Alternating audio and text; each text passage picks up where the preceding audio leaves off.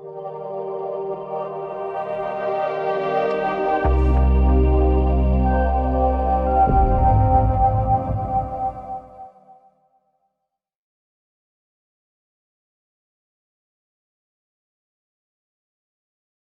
decided to have two meetings, one at the City University tonight, and then on Sunday afternoon at the ECC Church in Hong Kong Island. That will continue, that will go on. The one at City University, unfortunately, was shut down yesterday because Muslims complained on campus that this was not proper. This kind of material is not proper for a university campus, which is fascinating since everything I'm going to do tonight is academic. This is straight academic material, which you would assume should be discussed on a university campus. If you don't discuss this kind of material on a campus, where else do you discuss it? I don't know of any Christians anywhere that have banned any meetings by anyone who confronts or criticizes the Bible. Do you? Have we ever done this? What's interesting is some of you may know what the Muslims have put out. Have you seen what they have put out this week? Read and see what they have said about me. It's slanderous what they're saying about me. That I spread lies, that I provoke and incite Muslims, that I'm a hateful preacher, highly disrespectful towards Islam. Just by asking questions about the Quran, I have been named all of these things, and they have banned Muslims from coming to this meeting. Are there any Muslims here tonight? One Muslim has dared. Thank you, sir, for coming. You're the only one that's... It's fascinating to me that Muslims will not show up at these meetings. Unless Muslims are going to listen to this material, they're not going to know how to defend it. But what I want to do tonight is go through this material. I want you to be the first to see it, because some of the material I'm introducing tonight will be the first time it's ever been introduced. Others of the material that I'm going to introduce, some of you may already know. So let's get right into it, and let's ask this question. Now, unfortunately, I don't have my computer in front of me because we aren't able to set it up so that I can see what I'm looking at. So I'm going to have to look at that screen as I go along from slide to slide. So forgive me if I don't always... I can't read that, it's too small. I'm 65 years old and my eyesight just isn't good enough to get that far. So I'm going to have to look the same direction you are. So forgive me for looking that direction. But let's go ahead. What do Muslims claim? Well, Muslims almost everywhere in the world do claim four things.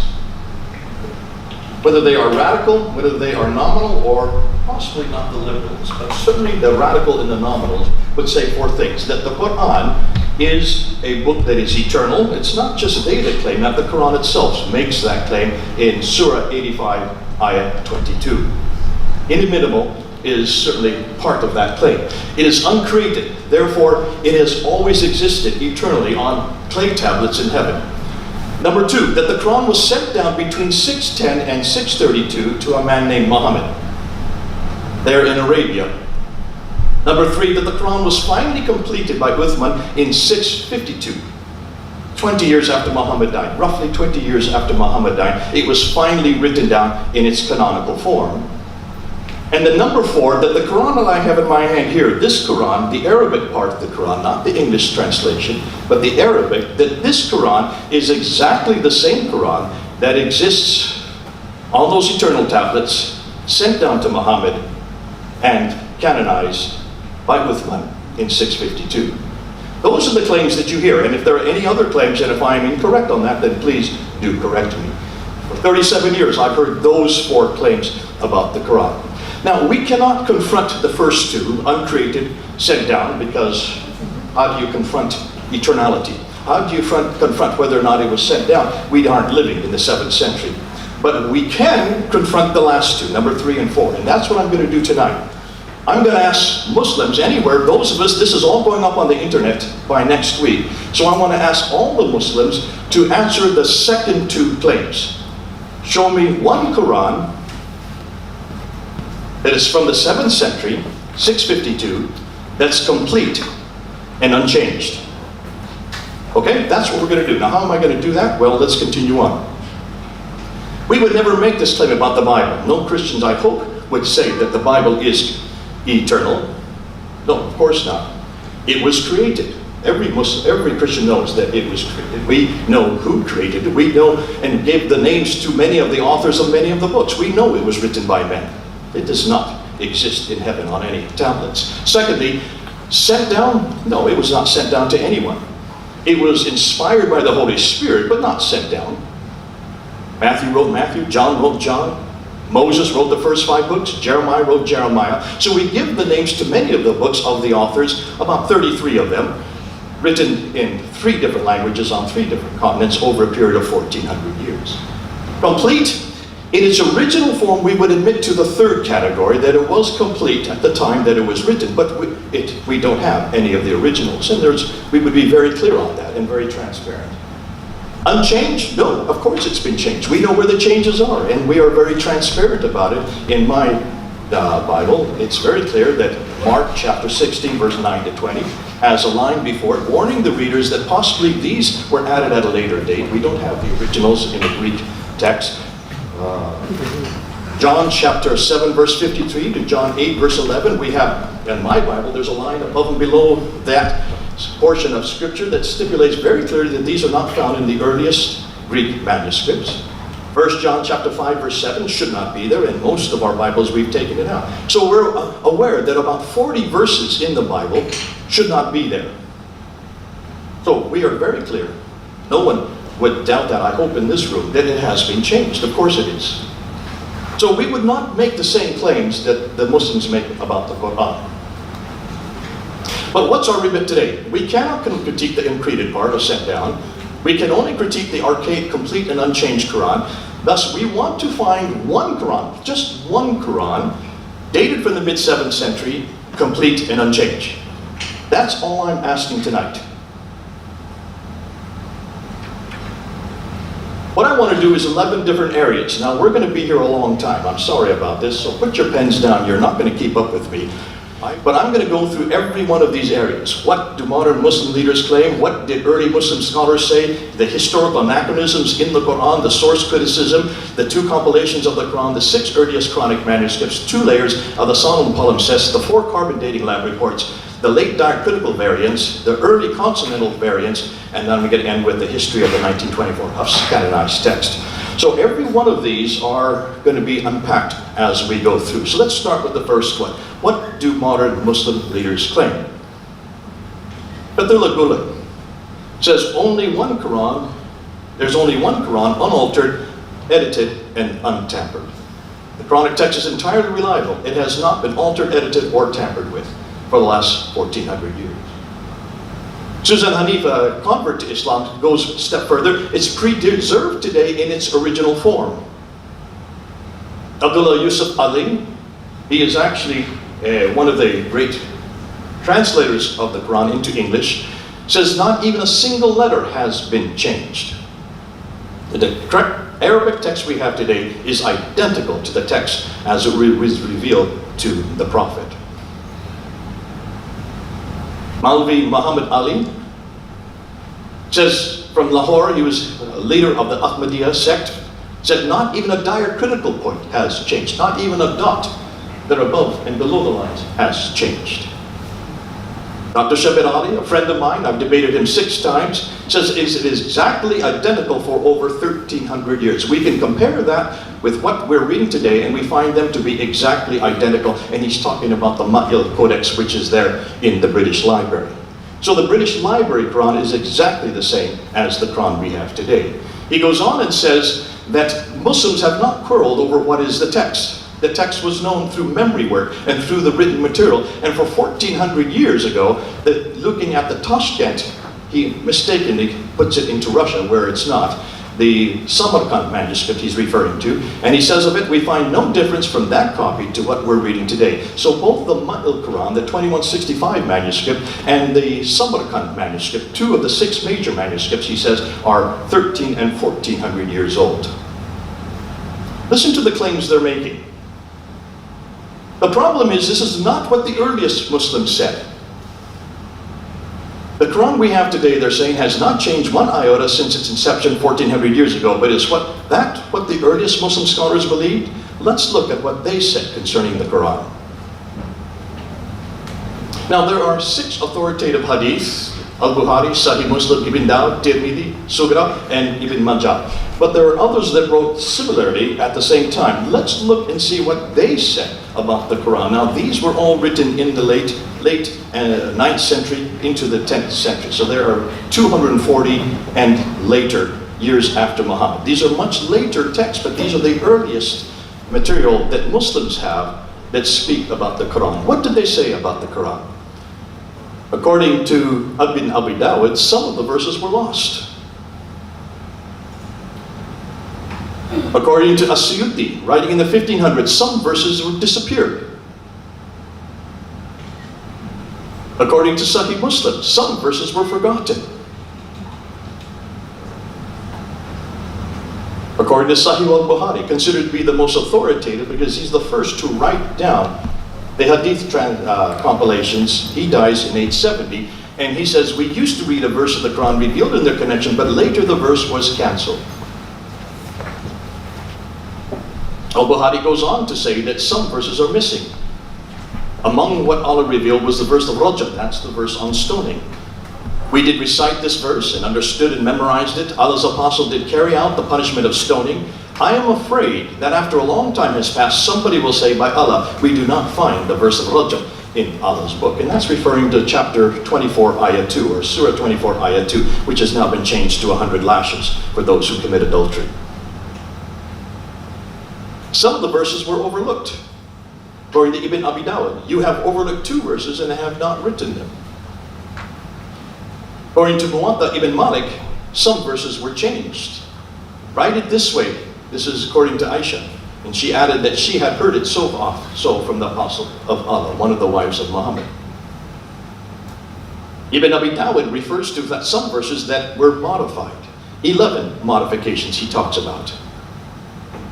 But Allah said, none of our revelations do we abrogate or cause to be forgotten, but we substitute something better or similar. That's Sahih Bukhari. That's also found in the Quran itself, in Surah 2, Ayah 106, and Surah 16, Ayah 101, which is the verse of abrogation in the Quran. And then some of the verses were eaten by sheep, according to Sunnah Ibn Majah in 1277. So, lost, disappeared, forgotten, cancelled, missing, overlooked, changed, modified, substituted, eaten by sheep. Does this sound like a book which was compiled perfectly and completely? Does this not imply intentional human intervention right through its initial compilation? Can you see what the Muslim scholars are saying today and what the Muslim scholars said back in the 9th and 10th century are not the same thing? So this is a modern reflection of what modern scholars know today, not what the earliest Muslim scholars used to say. Let's look at some of the historical anachronisms, since we're doing a historical critique of the Quran.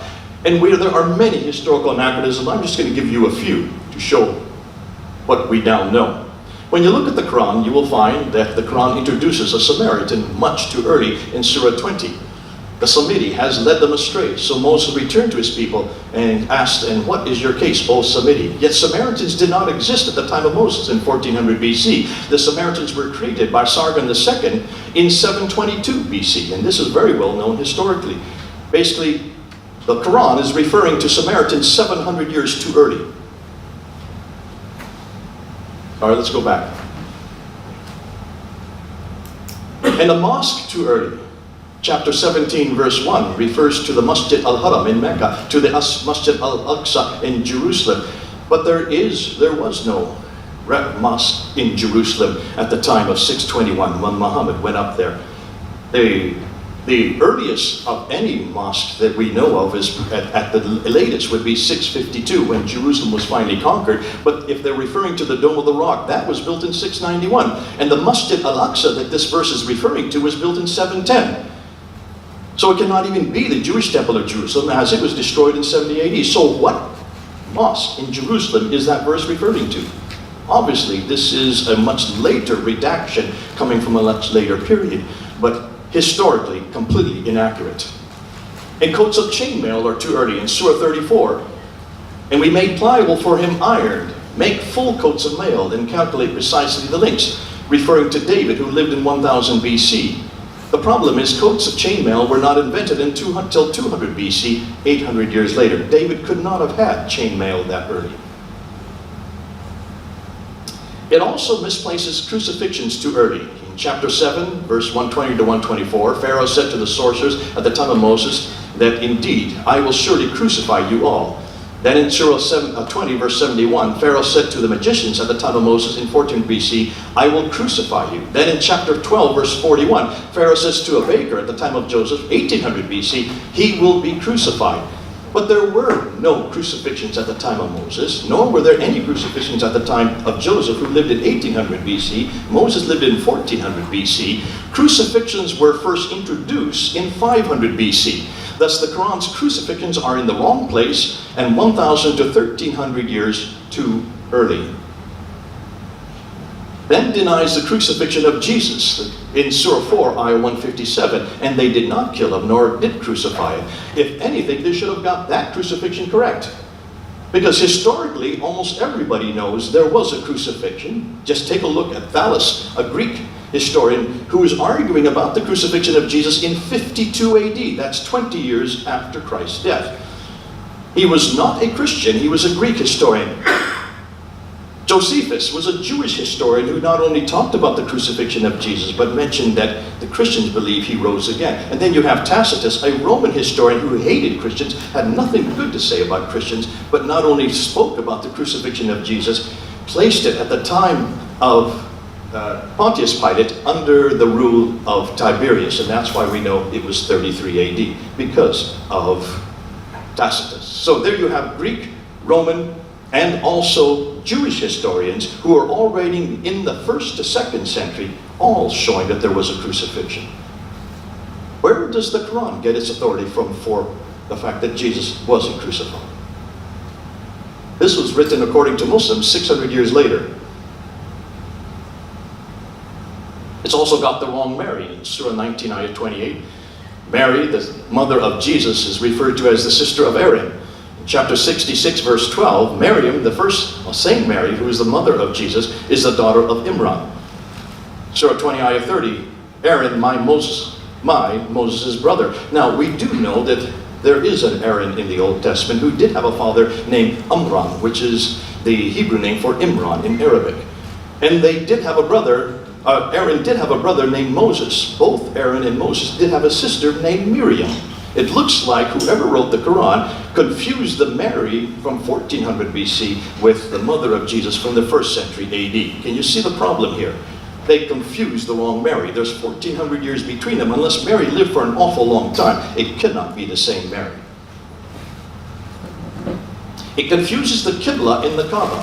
Surah 2, ayah 144, 149 to 150. Notice it says that the Qibla was facing, though it doesn't say Mecca, it just says to the place of the prophet. Yet we know that there are now 4 Qiblas. That's for a whole nother lecture. I don't have time to get into that tonight. But we have found that all the earliest Qiblas and all the earliest mosques, 65 that we have looked at, of the first 17 that exist, all the way up until 706, Muhammad died in 632. The Qibla was canonized according to Surah 2, 144 in 624. Until 706, every Qibla for every mosque is facing Petra in Jordan, 600 miles too far north. So, of course, historically speaking, we find another anachronism. And the Kaaba in Surah 595 and 2, and you can see the references there on the screen. Abraham and Ishmael supposedly built the Kaaba. However, the historical record has Abraham way up in Canaan. That's 600 miles further north. Kissing the black stone was a Nabatean worship practice before Abraham, and again, 600 miles too far north. It confuses Pharaoh, the Tower of Babel, and Haman. In Surah 28, verse 38, O Haman, upon the clay and make for me a tower. In Surah 40, ayah 36 to 37, Pharaoh said, O Haman, construct me a tower that I might reach the heavens. The problem is that Haman, first of all, is not even an Egyptian name. Egypt never built any towers. They built pyramids and temples. Haman was not an Egyptian, but a Persian. Esther 3:1 talks about Haman was the minister of the Persian king Ahasuerus. Pharaoh lived in 1500 BC, Haman lived in 510 BC. Neither of them ever met. They were hundreds of years apart. So you can see these historical anachronisms put doubt to even the internal content. And it makes Alexander the Great an amazing engineer. Surah 18, ayah 96. Bring me sheets of iron between the two mountain walls that I may pour over it molten copper. So he builds an iron and copper wall between two mountains in 330 BC. This would be one of the greatest engineering feats in the history of mankind. Why have we not been told about this? And where is that wall today? We have 3 different biographies of Alexander from 300 BC. Not one of them refer to a wall of this magnitude. And it refers to futuristic coins, the dirham, way too early. Surah 12, ayah 20. A few dirhams counted out, referring to selling Joseph for a few dirhams counted out. Joseph lived in 1800 BC. Coins were not even created until the 600s by the Lydians. Dirhams were introduced in 660, post 661, by the Sufyani family. So could this be a later redaction? Conclusion? The authors of the Quran do not seem to know history very well. God would not make these kind of mistakes. This is further proof that the Quran includes intentional human interventions. What about where the Quran came from? Let's now investigate the sources of the Quran.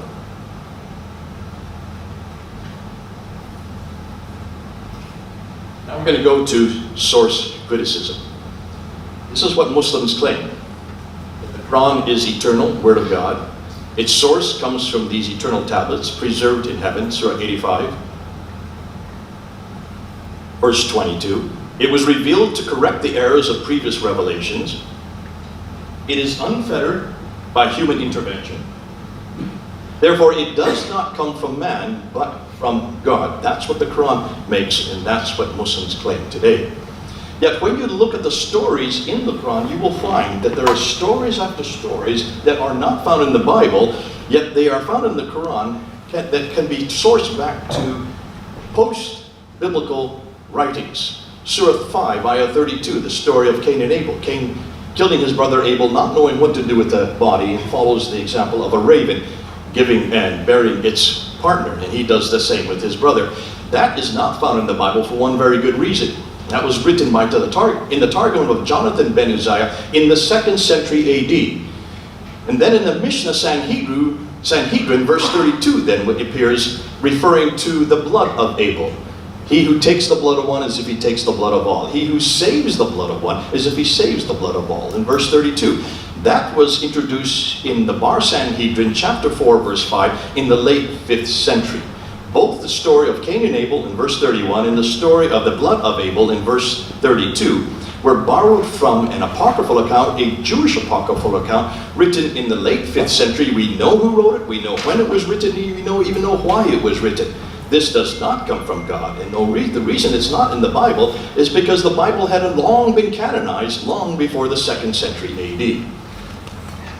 When you look at Solomon and Sheba in Surah 27, ayah 17 to 44, too long a story to go into, but when you read it, you will find Solomon had an air force of birds. I had no idea Solomon had an air force of birds that would fly up over the enemy, drop stones on the enemy with the name of the enemy on the bottom. When the hoopoe bird goes and introduces him to the Queen of Sheba, when she comes into the throne room to meet Solomon, there is a pond in the middle of the floor, and as she is walking across, she picks up and pulls up her skirts to keep them from getting wet. Now, have any of you heard this story in the Bible before? None of you, for one very good reason. This comes from the 2nd Targum of Esther, a 2nd century apocryphal account written long after the Bible was written by Jews basically for the entertainment of their children. How did that story get into the Quran? What about Jesus? Jesus in the palm tree, telling his mother how to basically eat from the palm tree and having the palm tree bend down to give the fruit to Mary.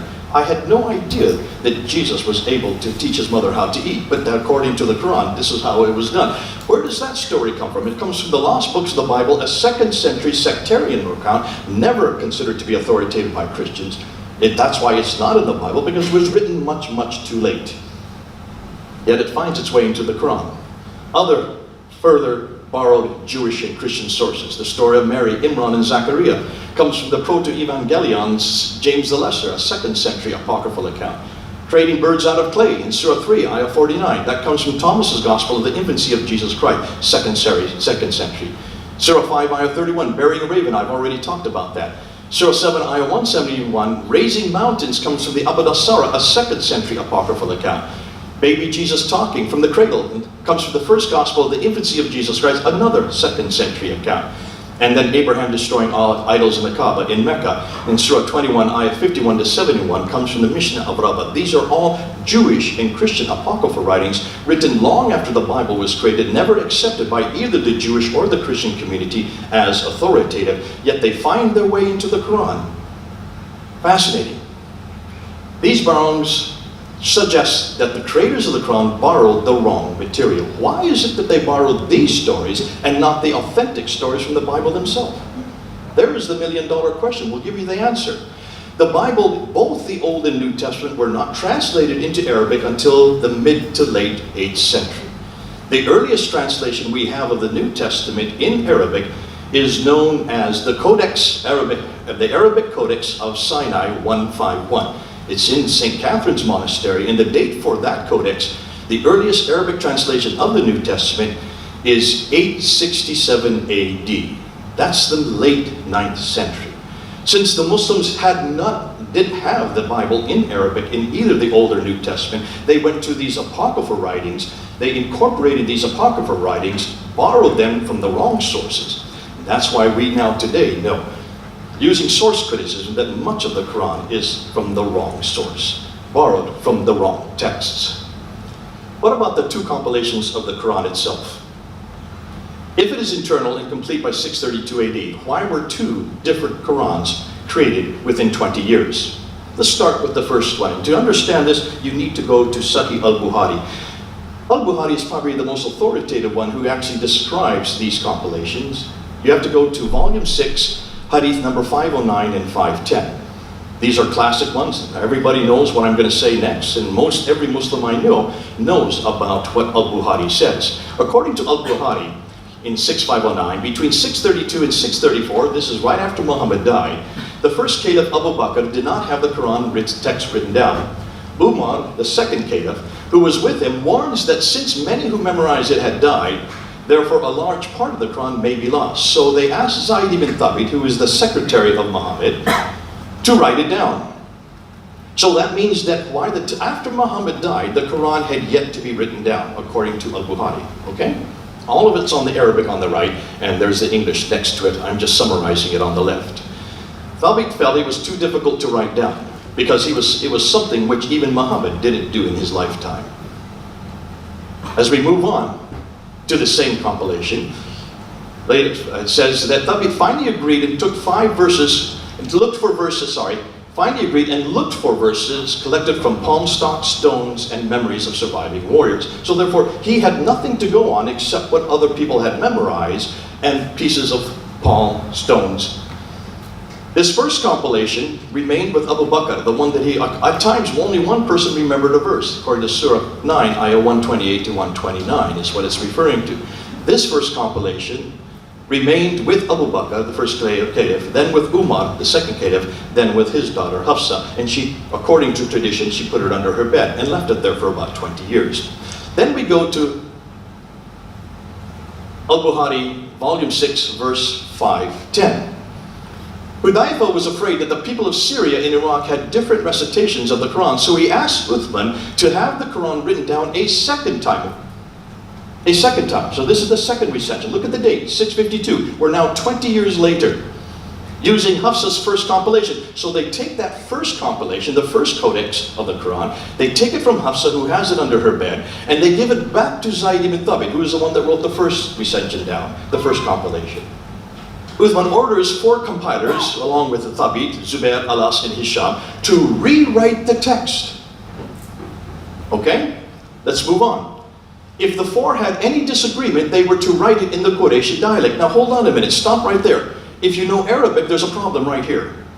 Anybody who knows Arabic knows that in order to have dialectical differences, you need to have diacritical marks, or you need to have vowelization.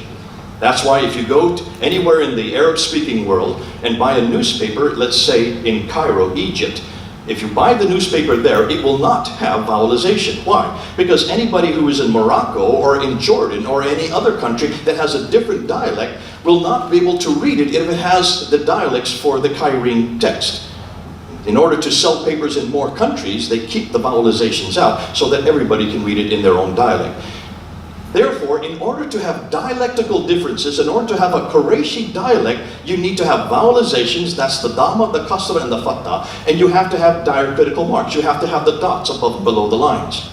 There were no diacritical marks in the 7th century. Vowelization and diacritical marks were only invented in the 8th and 9th century. That's 100 to 200 years later. So how could this have been a problem in the 7th century? Well, look who's writing this. This is Al-Bukhari writing this in the late 9th century, when there would have been diacritical marks and vowelization. So what Al-Bukhari is saying is he is redacting this back to the 7th century without ever studying his own history. He didn't realize that he's making an enormous error here. But today, we know that this could not have happened that early. Then Uthman sends a copy to every Muslim province. How many provinces were there at the time of Uthman? Count them. Basra, Baghdad, Damascus, Jerusalem, Cairo, Alexandria, Aden, Herat, and Nishapur. How many is that? 9 provinces.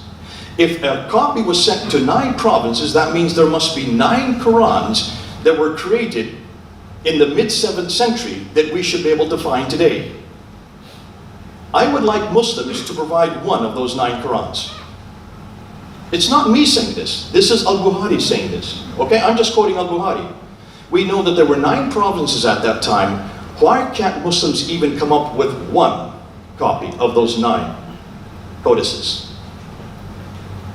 Once the copies of Uthman's second compilation were sent to the 9 provinces, he then ordered that all the other Quranic materials, whether written in fragmentary manuscripts or whole copies, be burnt.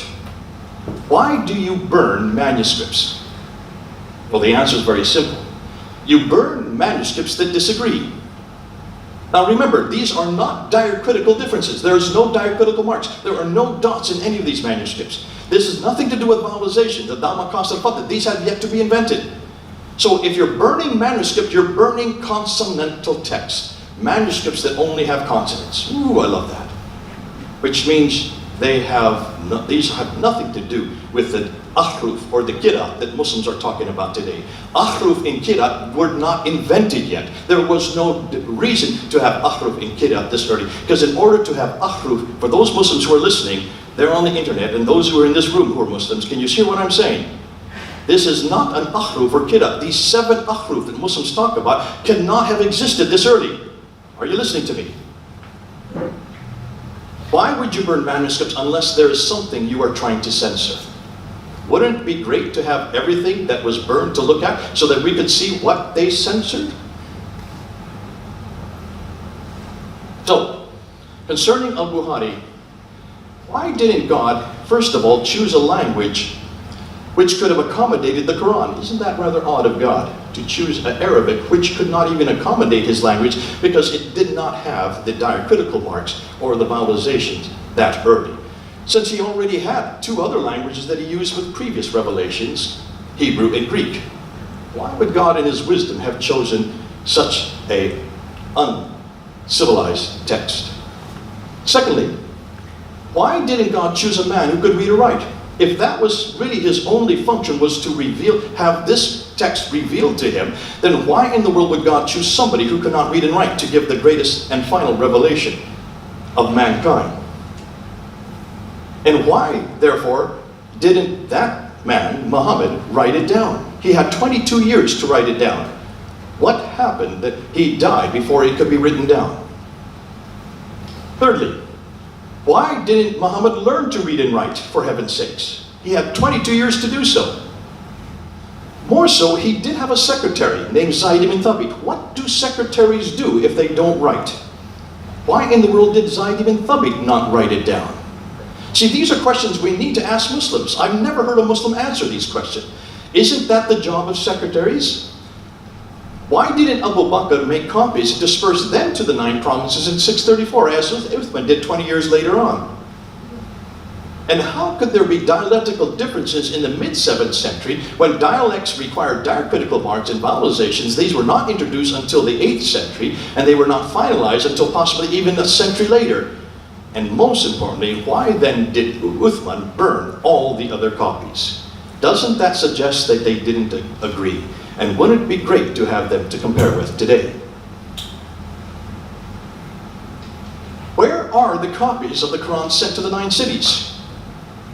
They would only be 1,400 years old. That's not very late, folks. If you come to the British Library, I will show you the Sinaiticus, which is the entire New Testament of our New Testament from the 4th century. That's 300 years before the Quran. Right next to it is the Alexandrinus, which is both the Old and New Testament from the 5th century. That's 200 years before this date. If you want to go down to the Vatican in Rome, you can see the Vaticanus, which is from the mid-4th century. That's 300 years before the Quran was put together. In fact, today we have 365 either partial or complete manuscripts of the Bible in our possession before the 6th century.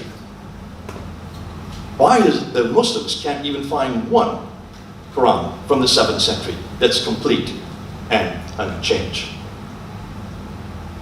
Why, if Uthman standardized the Quran to just one copy, are there now a multiplicity of different Arabic Qurans today? And what about the earliest extant manuscripts which do exist? Should we not take a look at them to find out just how similar they are to our present Hafs text? So let's look at the 6 earliest Quranic manuscripts. This is the material that I introduced in 2014 in my debate with Dr. Shabir Ali. If you want to see that debate, just go up online and just put it on YouTube, the classical debates, J. Smith versus Shabir Ali. Over 250,000 people have now watched that debate. What's interesting is Shabir Ali has yet to respond to all the accusations and the challenges we gave at that debate in Toronto. So let's go through some of the material that I introduced then, 4 years ago.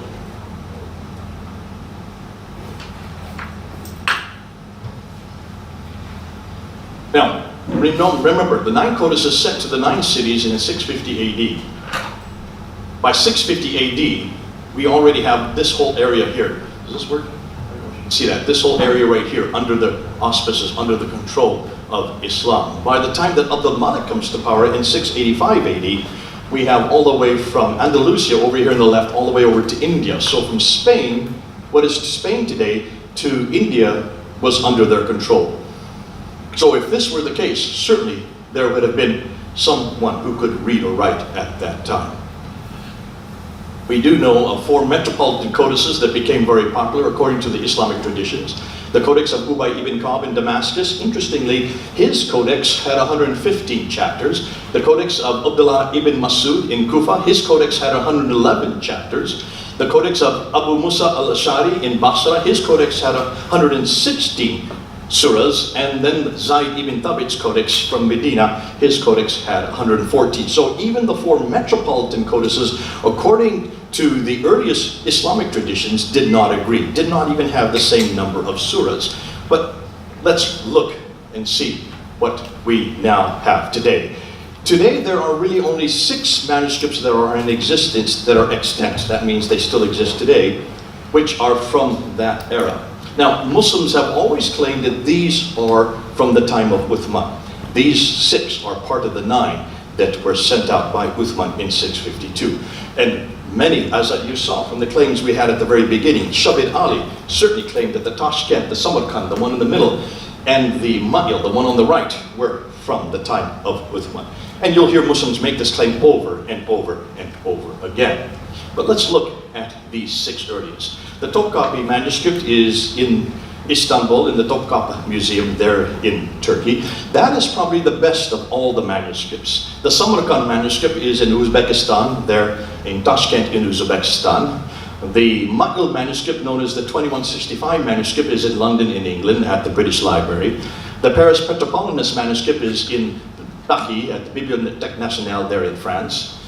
The Al-Huzayni manuscript is found in Cairo, there in Egypt, and then probably the most exciting manuscript, the latest one to be discovered, is the Sana'a manuscript, found in, which is placed in Yemen, there in Sana'a in Yemen.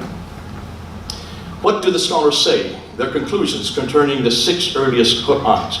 Now, I'm going to use 2 Muslim scholars, Professor Ekbeladin Ihsanoglu, who is the founding Director General of IRSISA from 1980 to 2004, and the Secretary General of the Organization of the Islamic Conference Research Center. And I'm going to use also Dr. Tahir Altıkılıç, leading scholar in Quranic studies, ex-president of the Turkish Religious Affairs, deputy in the Turkish Parliament. The reason I'm using these 2 scholars is because these are the only 2 scholars who have looked at all 6 manuscripts. They were given 5 years to look at them between 2002 and 2007. They came out with their research in 2009. It was printed in English in 2013. I received it at that time, and that's why I challenged Shabit Ali to our debate in 2014 in Toronto on September 29th. And that's why it's important that we use their research, because they are the ones who have been the only ones who have had access to all 6 manuscripts. And what do they say? Professor Ihsanoglu says we have none of Uthman's Musaf, so none of these are from Uthman. None of these are from 652. Nor do we have any copies from these Musafs. These Musafs date from the later Umayyad period. The Umayyads began in 661 up until 749.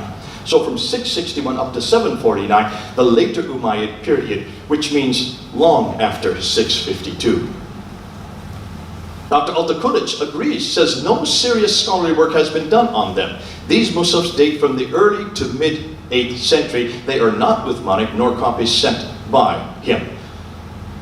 Let's look at the Topkapi, and this is the one that probably the Muslims like the most because it is the most complete of all the manuscripts.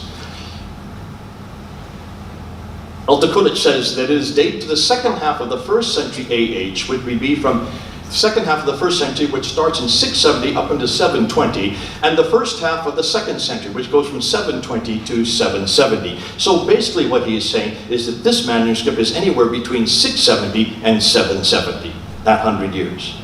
Remember, Muslims have always said that this is from 652.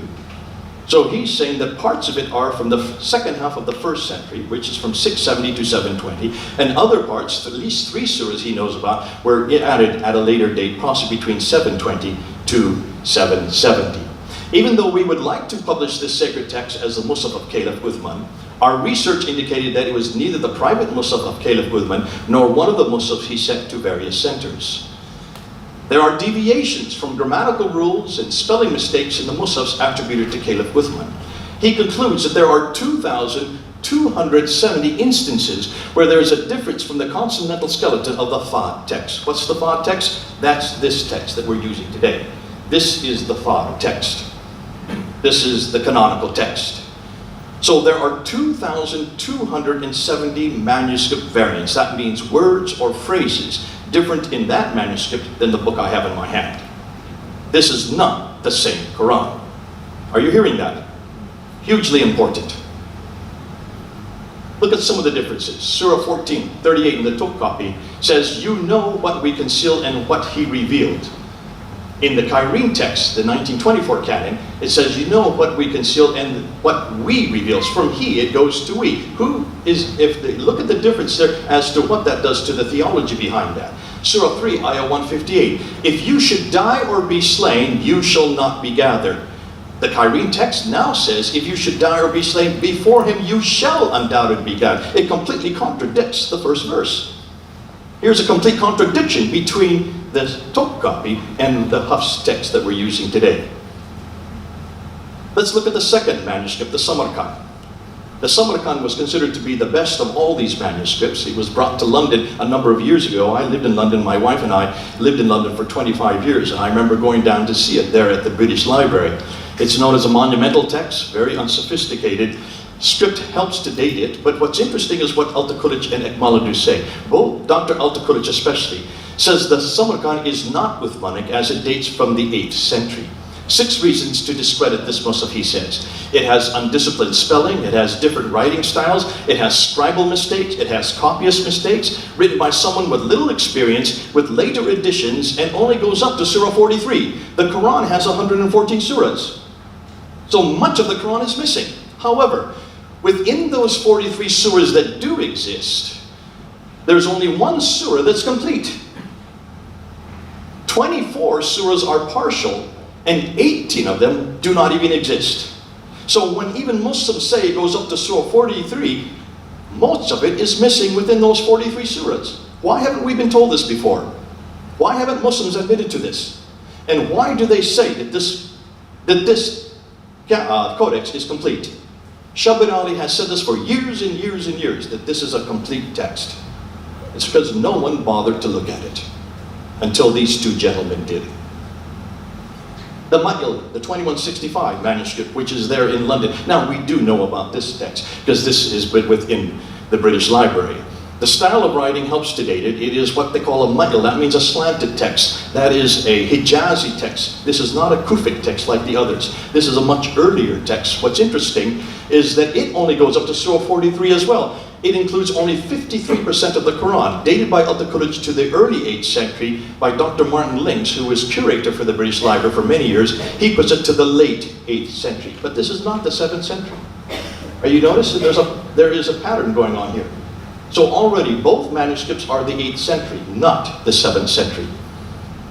The Haluzaini text, Monumental Codex. Take a look over here on the right, and you can see there's some problems. Can you see some coverings? We'll get to that later on. We'll show you that many of these manuscripts have that difficulty.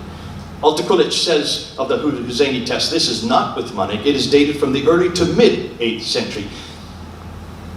It was stated that the Cairo copy might have been written in the order of Abdul Aziz bin Marwan, the governor of Egypt. However, the reason for reaching this conclusion has not been explained. So he does not know who wrote it, but he does know it's not the 7th century.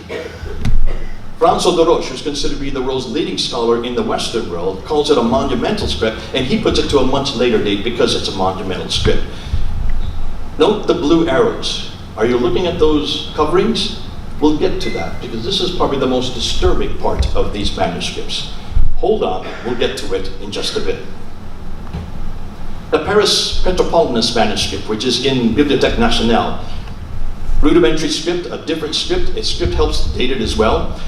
Interestingly, this is a compilation of a number of different manuscripts, just portions. None of them are complete. In fact, the largest manuscript amongst this collection only contains 26% of the Quran. Arab 330 only contains 15% of the Quran. The third one contains only 4.2. So where is this idea that these are complete Qurans? Nowhere are any of these complete Qurans. None of these are complete codexes from, and look at the date. The date is from the 8th century.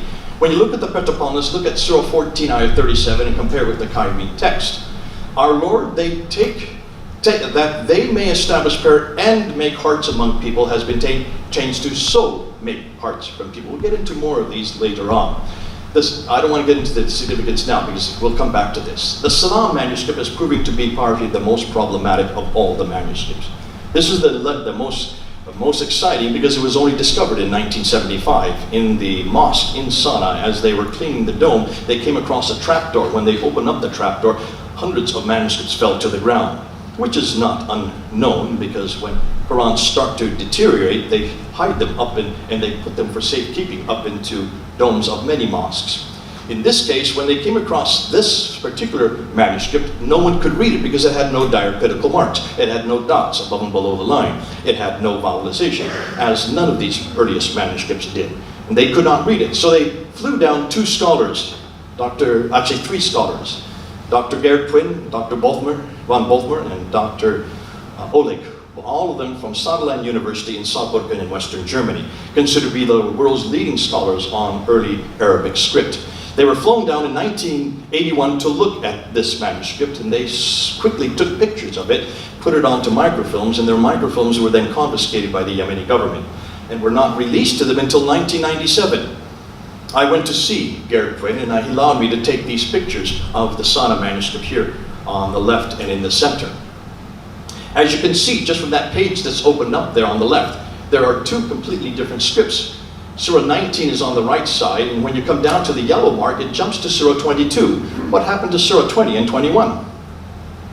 Written in a script that is from 705. There's no diacritical marks there. There's no vowelization. Surah 20 then begins on the left-hand side of the page in a completely later script, much later script, a late 8th century script. Page on the right is early 8th century. The page on the left is late 8th century. Can you see the problems? What's happening here? Karl-Heinz Ohlig says of the Sana, the Quran began to be compiled in the last 2 decades of the 7th century, with other versions continuing until the 9th century. Gerrit Quinn goes much further, and he says the oldest parchments and papers of any Quranic manuscripts is found on this. So this is the earliest of any of the archaic manuscripts, and he dates it to 705. But they are found, that he says, yet more than half of the text is ambiguous letters which need diacritical marks for understanding. Adding vowels help correct mistakes. Changes in the orthography are found in geographical traditional schools. But this Sana manuscript is more interesting than the others because it turns out to be a palimpsest. What is a palimpsest? A palimpsest is what happens when you have a codex or anything written on animal skin, as this is. Most all of these manuscripts were written on deer skin. The nice thing about deer skin is if you make a mistake or if you don't like what you've written, you can just wash it off and then write over top. The problem is after hundreds of years, the ink in the lower layer starts to bleed through. And that's what exactly happened with this Sana manuscript. So let's look and see. They noticed that there were 2 layers to this script, and the lower layer started bleeding through because we're talking about 1,300 years later. They then were able to separate the 2 layers using ultraviolet lights. Now, though we knew about this, we never really were given access to it. There you can see, using ultraviolet lights. Can you see a lower layer there and an upper layer? The lower layer is the lighter one.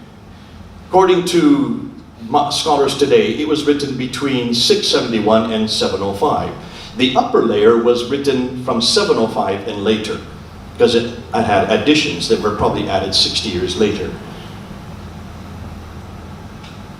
Now, what was interesting is we want to ask, what is the difference between the lower text and the upper text?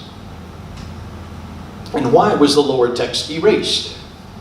Well, possibly the text was faded and was illegible, that's why they did it. Possibly the text was inaccurate and needed correcting. Possibly the text was obsolete and needed updating. And possibly the text was nascent form of the later upper text.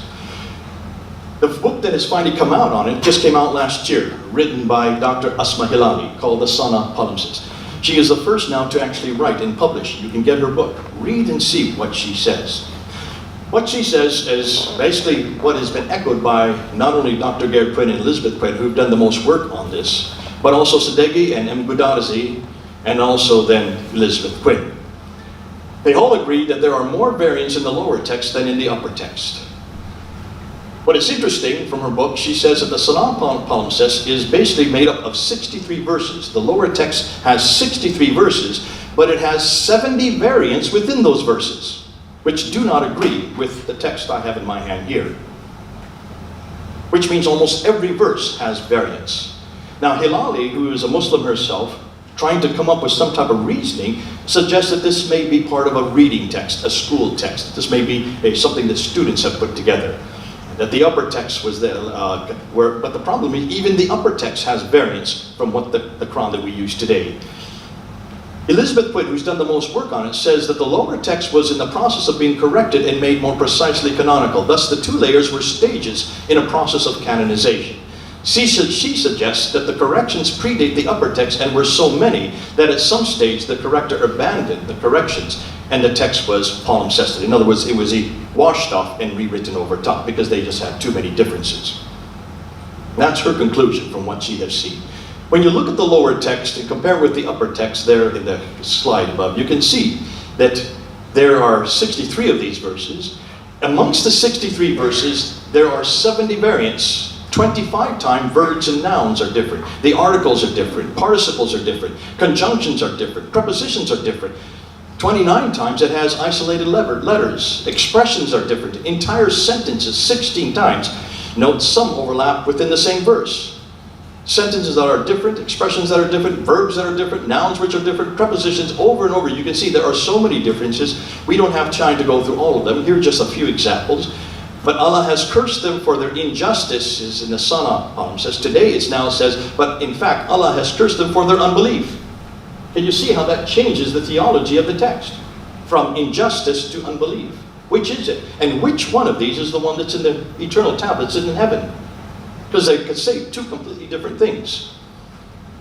Let's look at some other examples. There's many here, so I don't want to spend too much time on this. Here's another one. The mosques of Allah are only to be maintained by those who believe in Allah. This is in Surah 19, Ayah 18.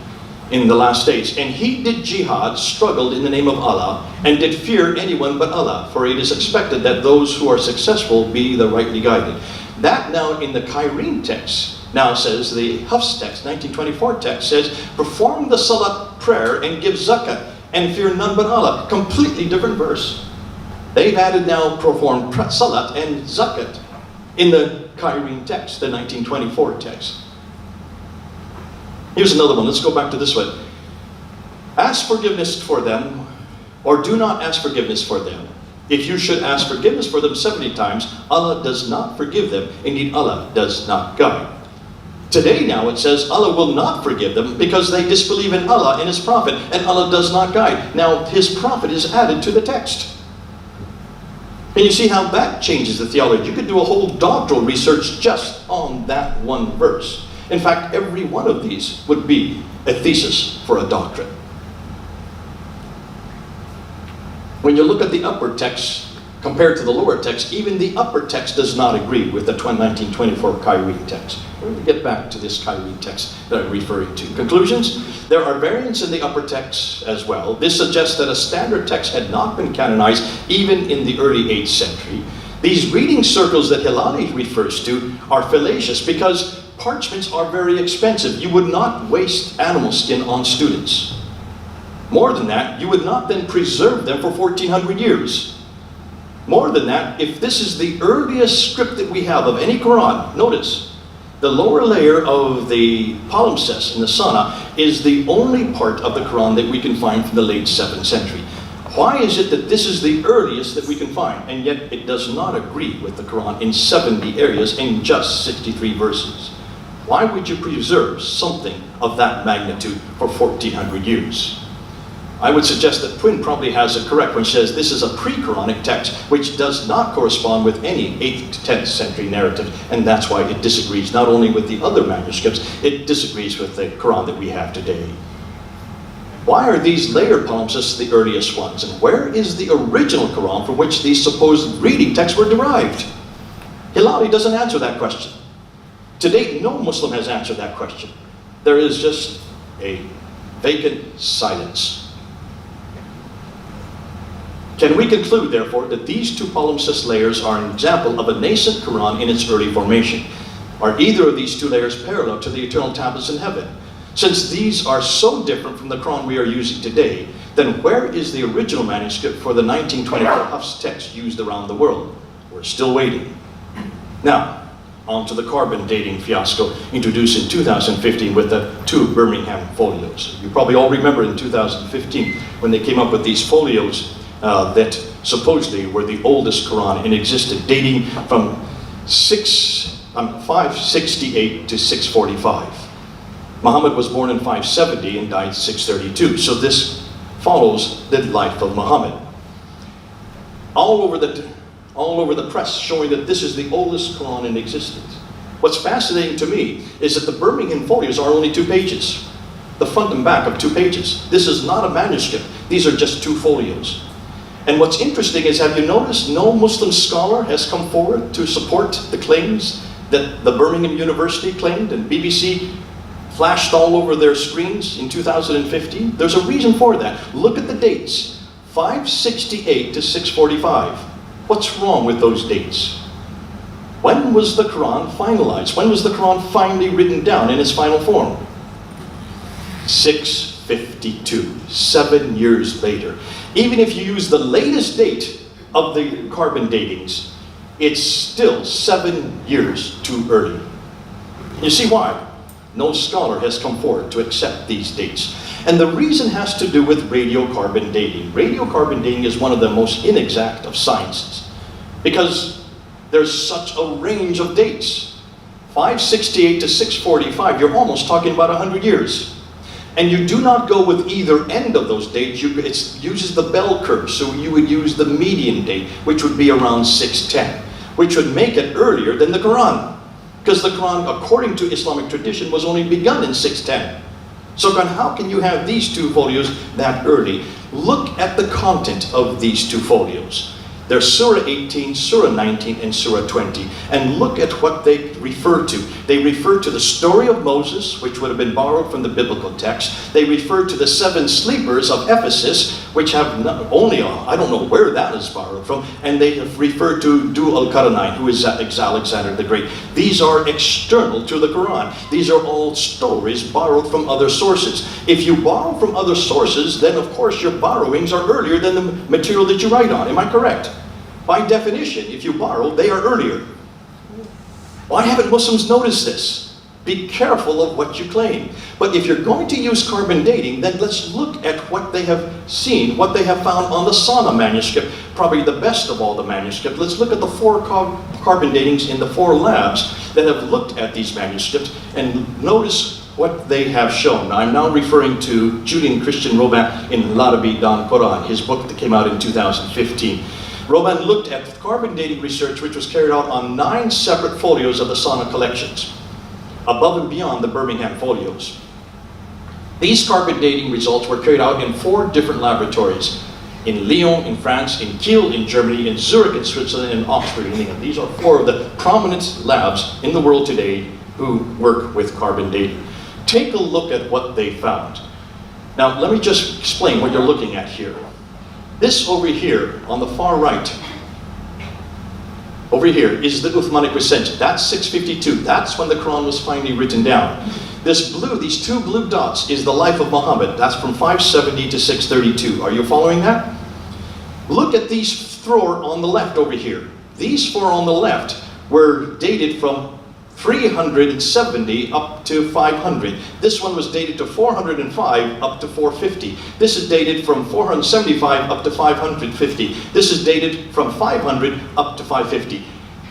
Those 4 from 4 different laboratories of the Sana manuscript all predate Muhammad, predate the Quran, and predate Islam. How many years? If you want to take the latest date for all of these are a good 50 to 100 years before the Quran.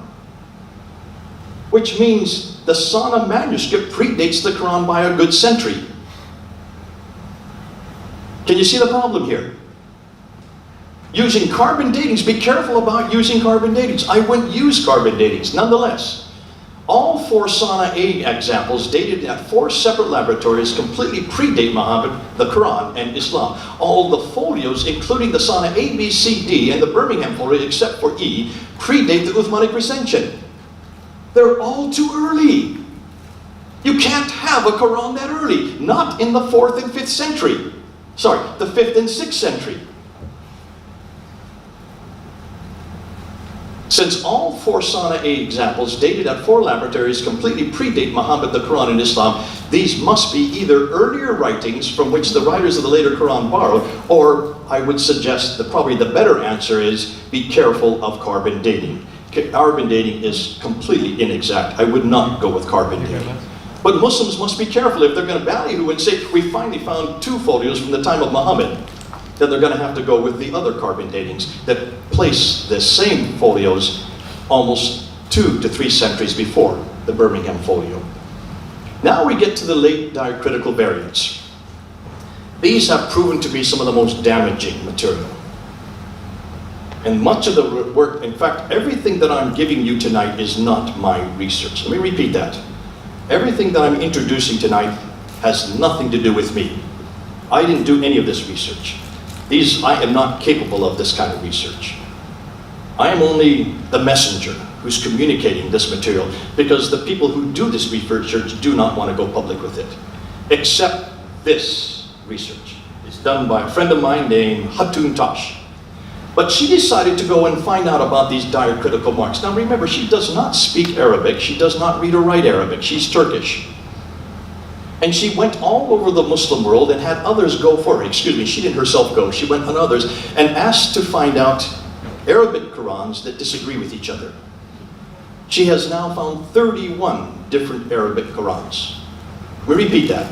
She has found 31 Arabic Qurans, not translations. Every one of these are written in Arabic. Found and purchased in 3 countries, Morocco, Jordan, and Yemen. Now let me explain what I'm going to do next. In order to understand this, I'm going to have to give you a little Arabic lesson, okay, so you understand where I'm going. When you look at this picture on the right, you will see it just has letters, but there's no dots above and below the line, right? So for a Muslim reading that, it's very confusing. You cannot really read that unless you take and try to understand the context.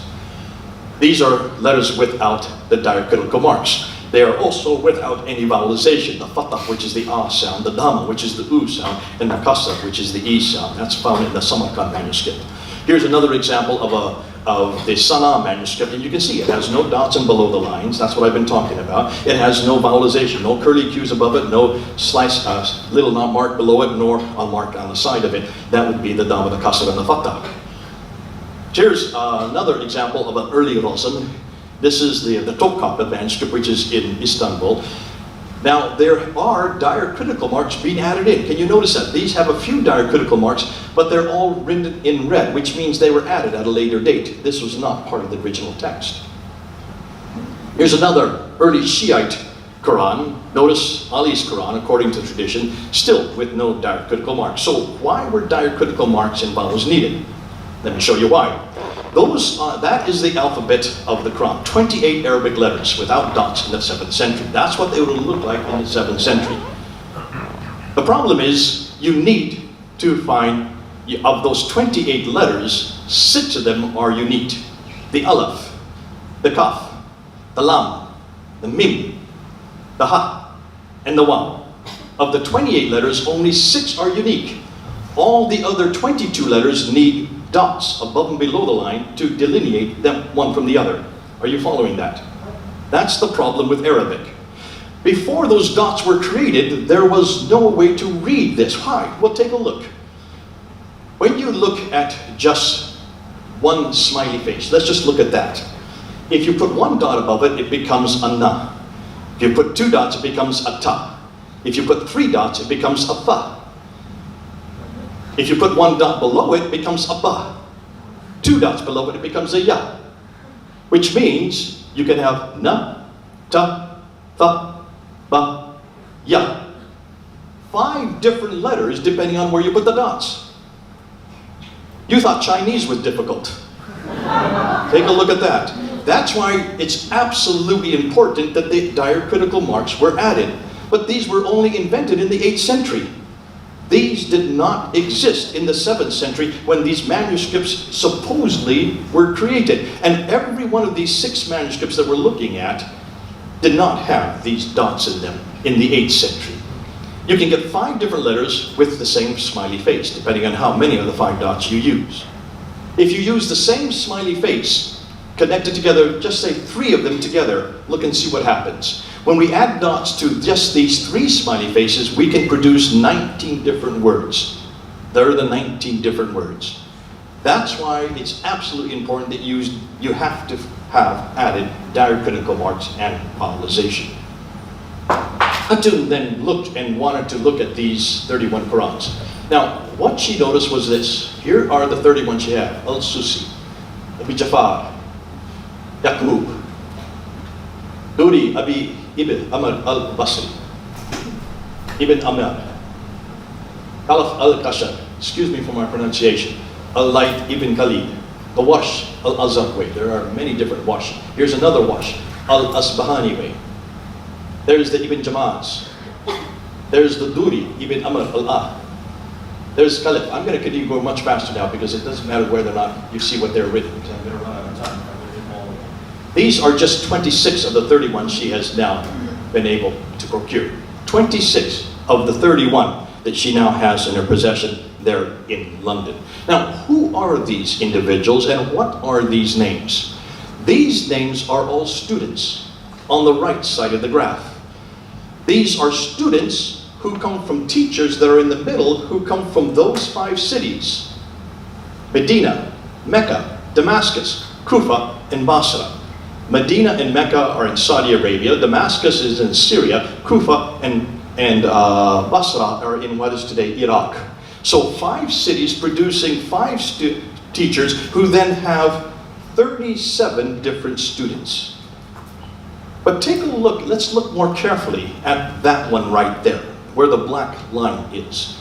That is the student known as Hafs. Hafs is the Quran that I have in my hand today. This is the text that we use today. But he is only a student from Kufa. Look when he died, 796. If you look at those little brown cloud figures, look at the numbers. Al-Bazi at the top, 1,094 variants in his text from the Quran we have today. Galun, 1,700 differences. Hisham, 1,300 differences. Khalid, 2,600 differences. Coming down to Abu al-Harith, 5,000 differences between his Quran and the Quran we have today. By the time you get down to Hafs, two-thirds of the way down, we need to ask, why is it all of these Qurans are so different? Now, it's not Hatun has done the work on this. These are Arab scholars who are now looking at these texts. They have now found 59,776 differences between just the 23 that they've looked at so far. They haven't even got to 31 of them. They've already found almost 60,000 differences. Yet we have been told that there's only one Quran and that every Quran is exactly the same. Why have Muslims been lying to us all these years? If we can find 60,000 differences using diacritical differences, then why have Muslims never told us this? So when did these differences begin? Well, look when Hafs died, 796. That's 144 years after Uthman that Hafs put his Quran together. Who was Hafs? Was he a prophet? He was nothing more than a student. Why is Hafs important? Hold on, we're going to get to that right at the end. Readers and transmitters versus Hafs. The variant verses. Just take a look at some of them. Now, whenever Muslims bring this up, they always bring Surah 1, Ayah 4, where Hafs on the left says, the only owner, Maliki, versus the Warsh, which is Maliki, the king. And therefore, the translation, the only owner versus the king, well, there's not much difference. And what you'll hear Muslims say over and over again is that this does not change the meaning of the text.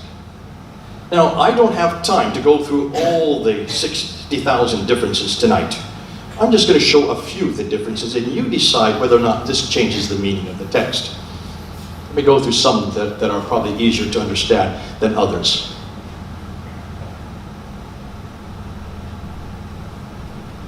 Let's look at this one here. In the Hafs text, it says yukafiru. In the Warsh text, it says nukafiru. The translation is, and he will remove expiate from you some of your misdeeds. The Warsh text says, and we will remove expiate from some of your misdeeds. Significance, does Allah remove our misdeeds or do we remove our misdeeds? Can we, either this is Allah plural or humans, do what is reserved for Allah alone? Can you see? This has huge theological implications. When you say that this doesn't change the meaning, you could write a doctrine on this, just these two differences here. Let's look at another one.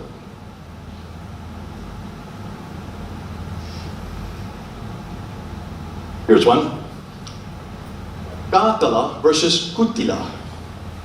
In the Hafs version today, it says, and how many a prophet fought with whom were many worshippers of the Lord. In the Warsh, it says Kutila, which translated says, and how many prophets were killed with whom were many worshippers of the Lord. Significance, did prophets simply fight or were they killed? If I were a prophet, I would rather fight than be killed, as the former survives. Here's another one. Kalimatu versus Kalimatu. And the word of your Lord has been fulfilled in truth and justice. None can change his words, and he is the all-hearer and the all-knower.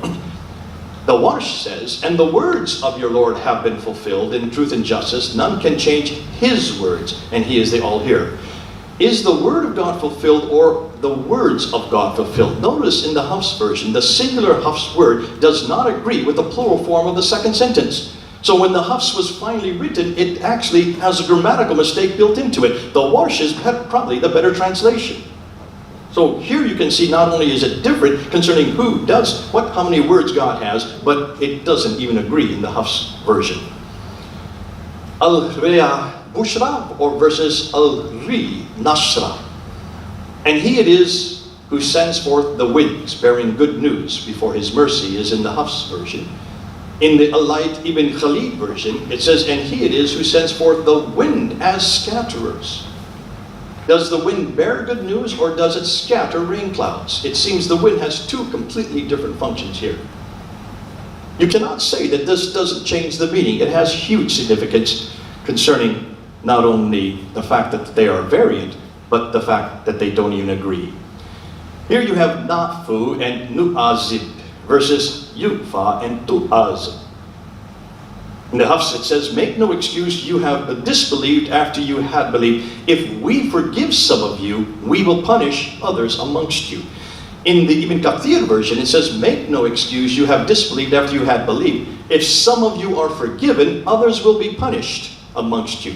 So will the hypocrites be forgiven or punished, or were they forgiven?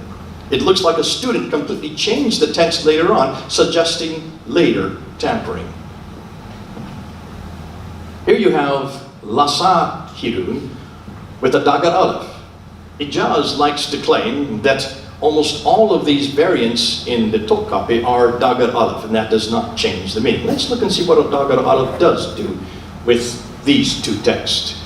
Lasa Hirun, using a Dagar Aleph, the Warsh does not have a Dagar Aleph, and it's just Lasihru. So on one side you have indeed, this is surely a magician with the Dagar Aleph. Without the Dagar Aleph in the Warsh text, it says indeed, this is surely a work of magic. So is revelation to a man the work of a magician or a work of magic? There's a confusion concerning whether it is a man or an action happening here. It does not only change the word, it changes the meaning and the significance of the entire verse if you add or do not add a Dagar Aleph along A. Here you have Minha versus Minhuma. I surely shall find better than this when I return to him. Versus Warsh, which says, I surely shall find better than both of them when I return to him. Will the companion find a better place or a place better than two others? Who are the two others in the Warsh of whom he will be better? Huge significance theologically when you see the interpretations of what that means. Let's look at some other ones and then we'll go on. In the Hafs it says Ibadana with the Dagar Aleph. Here's another case of a Dagar Aleph changing the meaning. In the Al-Bazi rendition it's Abdana. And remember our slaves, Ibrahim, Isaac, and Yaqub, owners of that which comes later. Versus, and remember our slaves singular, Ibrahim, Isaac, and Yaqub. Are there three listed slaves of Allah or just one? I'm afraid Al-Bazi doesn't know how to count, because you cannot have a singular referring to three people. So there's a grammatical mistake already by just taking the Dagar Aleph out. Chapter 43, verse 19. And they make the angels who are slaves of the beneficent females. This is Ibadu. Versus the Rah rendition, and says, and they make the angels who are in the presence of the beneficent females. Now there are two problems here between these two texts. Are the angels slaves of Allah or simply in the presence of Allah? Number two, is it the slaves or those in Allah's presence who will be made females? If I were an angel, I would prefer being in God's presence than a slave. And if I were an angel, I would prefer if only the slaves were made females, thank you, being a male myself. Surah 46, Ayah 15. Ihsanan versus Husna. And we have enjoined on man doing good to his parents. Versus, and we have enjoined on man beauty to his parents. Are men supposed to be do good or be beautiful to their parents? As a parent myself, I would prefer my son be good rather than be good looking. Can you see how these change the meaning of the text? I'm just giving you a smattering of the 70,000 that the 60,000 that we've now discovered. Here's Surah 49, Ayah 6. Fatabayun Yadu versus Fatatha Batu. O you who believe, if a rebellious evil person comes to you with news, verify it, lest you harm people in ignorance. Versus, O you who believe, if a rebellious evil person comes to you with news, stand firm, lest you harm people in ignorance. Do we verify a bad person's news or stand firm? Verifying news is more practical than just standing still and doing nothing. Creatures versus the innocent. Are we Christians the worst creatures, or are we innocent, depending on whether or not Hafs or Wash is used? What are innocent Christian Jews and polytheists doing in hell? So you can see the Warsh completely not only changes the reference point, it says something completely different about us as Christians and Jews, and also has huge theological differences or importation in just that verse. The conclusion? Hatun has found 31 of the 37 possible Qira'at collections. She has located 59,765. When I say she hasn't done any of this. The Arab scholars have done this for her. Between just 23 of these collections, many of these differences not only change the text, but in some cases even change the theology. So they are not trivial, as Muslims like to contend. The one finally chosen in 1924, the Hafs, was created 144 years after Uthman. Don't these roughly 60,000 differences suggest massive human interventions? Yet these aren't the only variants. There are even more damaging consonantal variants, which we will now look at. The early consonantal variants are by far the most damaging. Now, I have to be careful because I'm not permitted to show you everything I know about this because this has yet to be published. I was hoping that it would be published before today. In fact, Dr. Dan Brubaker, who has done the most germinal work, this is part of his doctoral thesis, is the one that has done the best work on this, is just now coming out with this book. It was supposed to have come out this summer, and then it was delayed till October 31st. Well, we're now the 23rd of November, and it's still not out. The publishers are still holding off on it, I think because they realize how damaging this is going to be to Islam, and they're skittish about it, much like the City University is skittish about having this lecture in their halls. But this is the book that's going to come out. You can then buy it. And this is just 20 examples of corrections. He has found over 4,000 consonantal corrections. Let me repeat that. He has now found over 4,000 of these consonantal corrections. This is not diacritical marks. This is not vowelization. This is not the diacritical problems that we just looked at. This is much more damaging. What kind of variants has he found? He's found hundreds of insertions, hundreds of erasures overwritten, hundreds of overwritings without erasures, hundreds of selective coverings, and hundreds of selective coverings overwritten, as well as tapings. What do I mean? Well, here you can see insertions, words that have been added at a later date, a post-production addition, in some cases much, much later. Here are erasers. You can see where they've erased letters, removing and overwriting. There is an aleph that has been removed. Rethink. Erasers overwritten. These are different words with writings over top. So they erased the word and then they've written over top of it. Later letters added in new script and ink after the original. Overwriting without erasers. Here they haven't even bothered to erase them. They just wrote over top of them, which helps us because we can see what they've changed. You can see entire sentences have been changed above the lower sentences. Either to restore a portion of the text has faded with time or change the text entirely. And you can see because you can read the text underneath, in many cases they've changed the text entirely. And then selective coverings. These are probably the most damaging because it's obvious that there's censorship. Take a look at the middle one. There is so much censorship in just one page. You can hardly read the text. So much has been covered over. Intentional changes directly over portions of the text. Selective coverings with overwritten. Here they have covered it over with the taping and then they've written a completely different word over top. You can see in the middle and over on the right, there are some coverings where they didn't write over top and then there are some coverings where they have written over top with other words later on. And then there are tapings. Over here, when you look at the one in the middle, when Daniel Brubaker saw this, he couldn't figure out why that tape was there. He thought maybe it was damage to the manuscript, but when he looked on the back side, there was no damage whatsoever. It's obviously they were trying to censor the text. They were trying to hide the text that was there. So let's look at some of these. And I was going to look at some of the Topkapi. Let's look at some of the Topkapi manuscript, the ones the Muslims favor the most. Look at the Topkapi manuscript. Let's look at some of the variants. Now remember, here is one here in Surah 2, Ayah 225. The verse in the Topkapi used to say, as a provision, if only we had been provided with this before. Now it says, as a provision, they said, this is that with which we had provided before.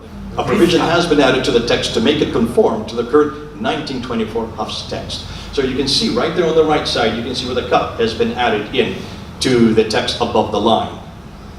In Surah 2, Ayah 196, the verse in the Topkapi now includes that surely Allah.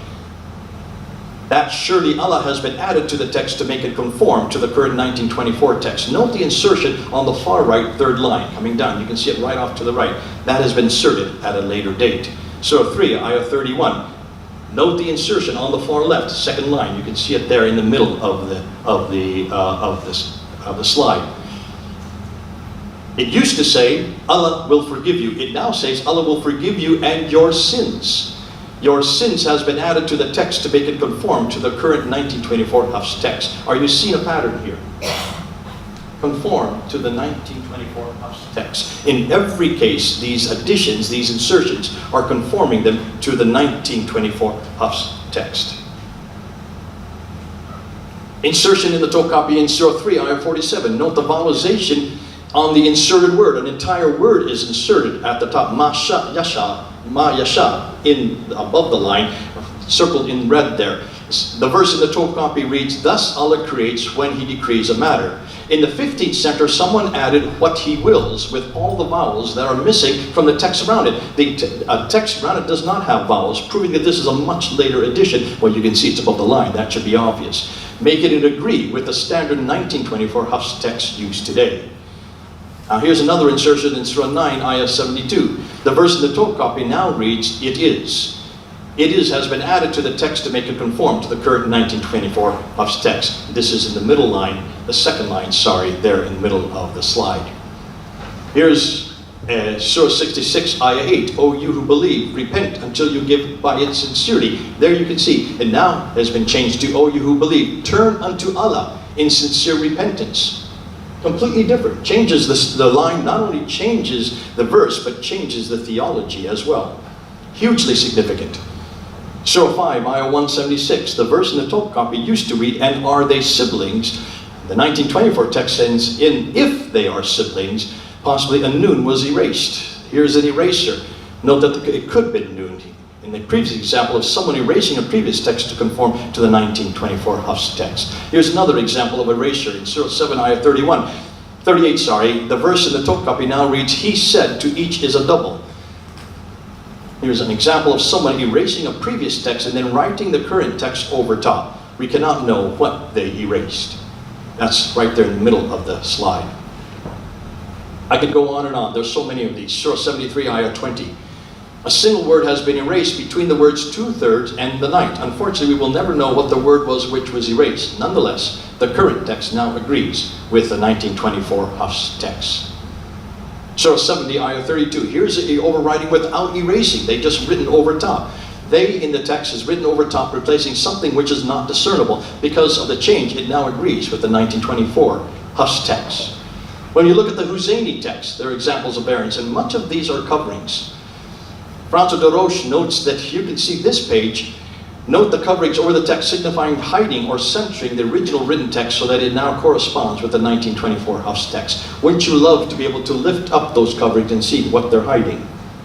I wish Muslims would do that so that we can see how much of the text has been censored. I see 1, 2, 3, 4 different coverings just on that one page.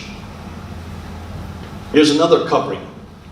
Something between the words so eat and until. The 1924 Quran reads, eat and drink until the white thread of dawn appear. What was originally covered in the area, which now reads and drink, we will never know. But whatever it was, it is not the Quran Muslims read today.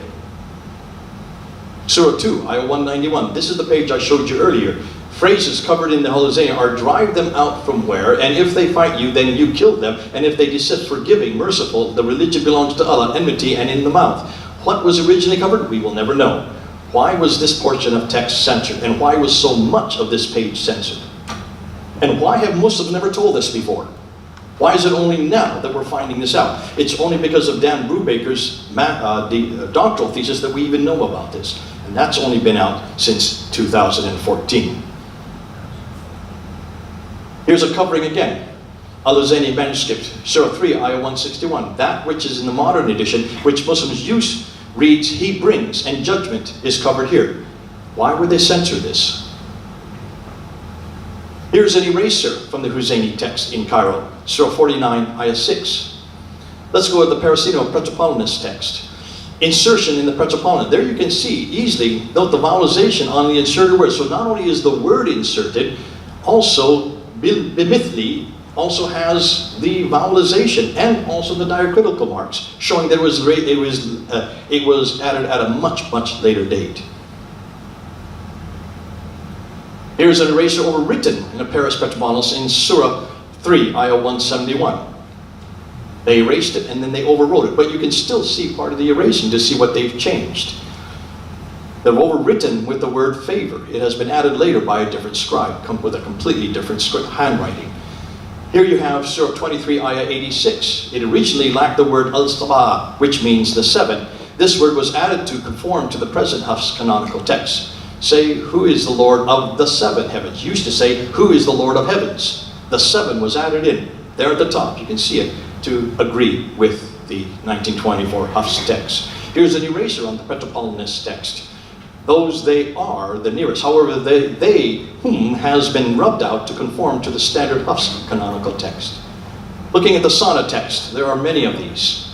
Sana Musaf manuscript in Surah 3, Ayah 104. There is a combination of letters that do not make sense, written over some text, which in the modern 1924 Quran reads the commanding. So here they've erased it without much significance. Chapter 7, verse 158.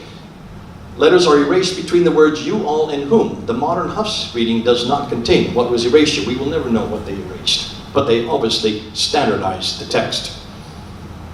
Surah 49, Ayah 15. It originally had the word mu'minu, which means they believe. But then a later scribe added the word nun, changing the word to mu'minun, the believers, conforming it to the 1924 Hafs text. Conclusion? There are over 4,000 of these corrections discovered by Dr. Dan Brubaker to date. That's just what he's discovered so far. They include insertions, erasers, coverings, and tapings.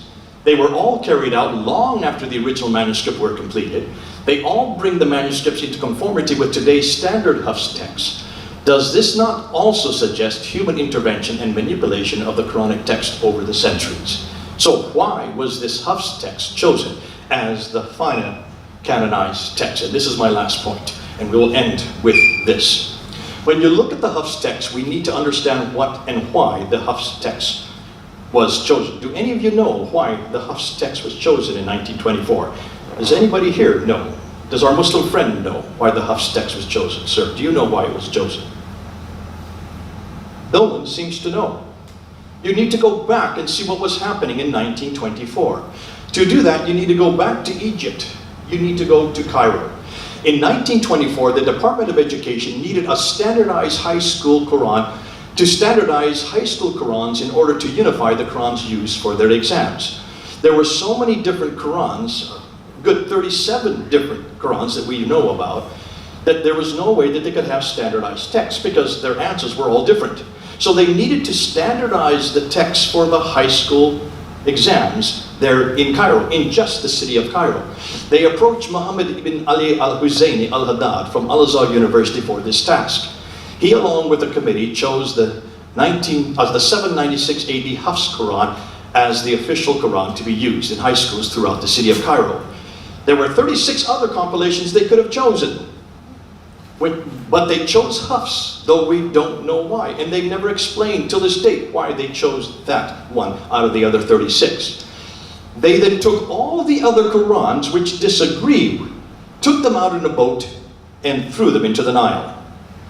They sank them in the river, which means they're still there today. Have you heard this before? I had never heard this until just 2 months ago. In 1936, the government of Egypt realized how efficient the Cairene model was, and so decided to make the Hafs standard for the Qurans for all Egyptian schools. So they decided to make it countrywide. They named it the Farouk edition, named after King Farouk, who came to power in that year. The Egyptian model was so successful that the Saudi Arabian government in 1985 decided to make the Hafs Quran the official Quran for the entire Muslim world. 1985. This was known as the Fahd edition in honor of the King of Saudi Arabia. So our present Hafs Quran, this one that I have in my hand here, is not 94 years old. It is only 33 years old, which means many of us are older than the present canonical Quran, including myself, which makes me feel pretty proud. This Quran that I have in my hand today has only been around the rest of the world for 33 years. Where in the world do Muslims get off saying that this Quran is from the time of Uthman in 652? Final conclusions. Remember what we started out. We were not interested in an uncreated or sent down Quran. We want to find an archaic, complete, and unchanged Quran. Thus we're looking again, I repeat it again, we're looking for one Quran manuscript dated from the 7th century, complete and unchanged. Right? That's what I asked at the very beginning. We looked at these 11 areas. That should be 11, not 5. What did we find? I started out with 5 2 months ago. I've now gone up to 11. The modern Muslims make absurd claims for the Quran. They say it's unaltered, it's unedited, it's untampered, in its original form, not a single letter nor diacritical dot has changed. They say so that today's Quran is identical with the Quran of 1300 years ago. But what did the early Muslim scholars say? They would never say what the Muslims are claiming today. They were all agreed that parts of the Quran were lost, disappeared, forgotten, cancelled, missing, overlooked, changed, modified, substituted, and even eaten by sheep. They never considered the earliest Quran to be complete, nor unchanged, but a book like any other, written, edited, and then changed, not by God, nor by Muhammad, nor by Uthman, but by later men. We saw the historical Sennacheribs. It introduces a Samaritan, a mosque, coats of chainmail, and even crucifixions too early. Then it denies the historicity of Jesus' crucifixion and gets the wrong Mary. It confuses the Qibla in the Kaaba, Pharaoh in the Tower of Babel, and even Haman, and erroneously makes Alexander the Great an amazing engineer while placing futuristic coins in the wrong era. This suggests that it was written by finite men and failed men, and not by infinite God. When we looked at source criticism, we noticed that Muslims claim that the Quran was written on eternal tablets in heaven. Yet we now find that much of it was borrowed from previous 2nd to 5th century Jewish apocryphal writings. They were written long after the Bible was canonized, proving not only that the Quran is eternal, but is not eternal, but that it owes much of its content to the wrong material. These apocryphal writings were all rejected by the earlier Jewish and Christians, not only because they were so late, but because they contradicted the Bible itself. When you look at 2 compilations, one by Abu Bakr between 632 and 634, and the other by Uthman in 652, according to Islamic God, chose a man who was illiterate, in a language which was unreadable, to reveal his last and greatest revelation. Though the Quran is supposedly eternal and complete, the early Muslims needed to compile 2 different versions of the Quran just 20 years apart. Once they compiled the final canonical version, the Uthmanic recension, they then burned all the other copies which didn't agree, destroying any hope of finding the original.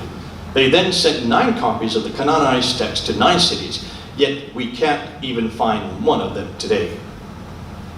When you look at the 6 earliest manuscripts, we notice that according to Muslim and secular Quranic scholars, these are 6 of the earliest manuscripts, all of which were supposedly written at the time of Uthman. That's what the Muslims claim. Yet none of them are dated to the mid-7th century. They all date to the 8th or 9th centuries. None of them are complete. None of them agree completely with each other, and none of them agree completely with the 1924 Hafs canonical text, which I have in my hand, right here. When you look at the lower layer of the Sana palimpsest, the lower layer is dated from 671 to 705. The upper layer is dated to 705. The Sana palimpsest, both the lower and upper texts, are different from the Quran that we have today. The lower text is only 63 verses, has 70 variants, which don't correspond to any known later textual variant, and the upper text has further variants. The conclusion, the lower text seems to be a nascent Quranic script, which was then rubbed out, corrected, and then rewritten over top sometime between 671 and 705. When we look at the 4 carbon dating lab reports, we notice that all 4 Sana A examples dated at 4 separate laboratories completely predate Muhammad, the Quran, and Islam.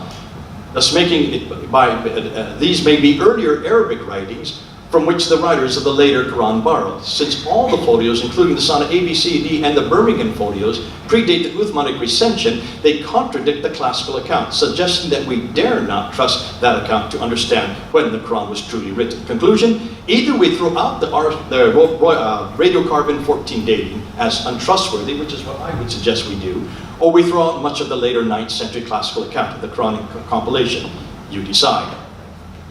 When we looked at the 31 different Arabic Qurans, we noticed that no one seems to know how to define either ahruf or kiryat readings. Yet everyone is absolutely sure that there were 7 ahruf or kiryat before Uthman, and they are equally sure that they made no differences in the meaning of the text.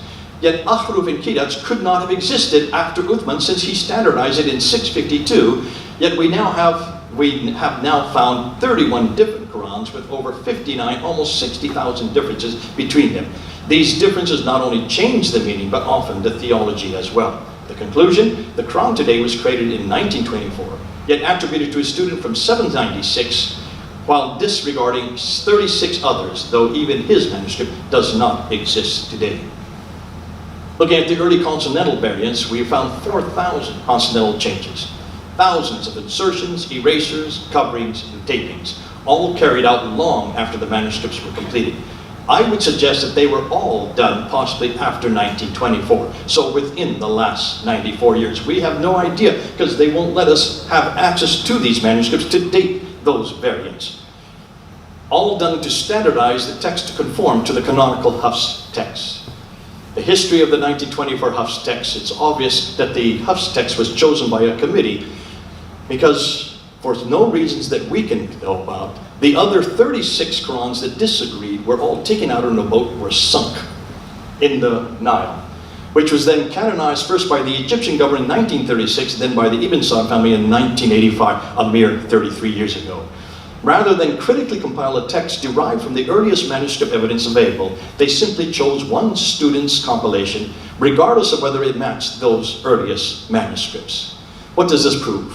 The two compilations prove that men changed the Quran in its earliest period. The 6 manuscripts prove that men created 6 different Qurans between the 8th and 9th century. The 2 layers of the Sana manuscript prove that men created a nascent Quran in the 7th century. The 4 carbon dating lab reports prove that men borrowed stories created long before the Quran. The 31 different Arabic Qurans prove that men, even today, still read a variety of Qurans. And the 4,000 consonant variants prove that they are still changing and standardizing the text. The 36 non-Hafs Qira'at variants dumped into the Nile prove that when Muslims find problems with their Quran, they either burn them, wash them, or sink them to destroy the evidence. Have you noticed? All 3 are now admitted by Muslims today. From what we have researched and found, that the Quran was not created by God at all. The Quran was not sent down to Muhammad between 610 and 632. The Quran was not completed by Uthman in 652. The Quran was not unchanged in the last 1,300 years, and the Quran was not finally compiled until 1924. Thus, the Quran is a mere 33 years old. Even my amplifier doesn't like what I just said. Many of us in this room are actually older than the Quran. Yet by casting doubt on the Quran, our Muslim friends can consider a better book, the Bible. And I end with that. Now, I'm sure I ruffled my Muslim friends a little bit here. I'm sure those who are watching this on the internet are not going to be happy with what I've done tonight. But have you noticed, everything I've done tonight is the exact same process that was done to the Bible. I have used redacted criticism. I have used source criticism. I have used literary criticism. I have used historical criticism. These criticisms were all created against the Bible in the 1800s. By people like Wellhausen in the University of Tübingen in Germany. We as Christians have had to deal with these criticisms for 150 years.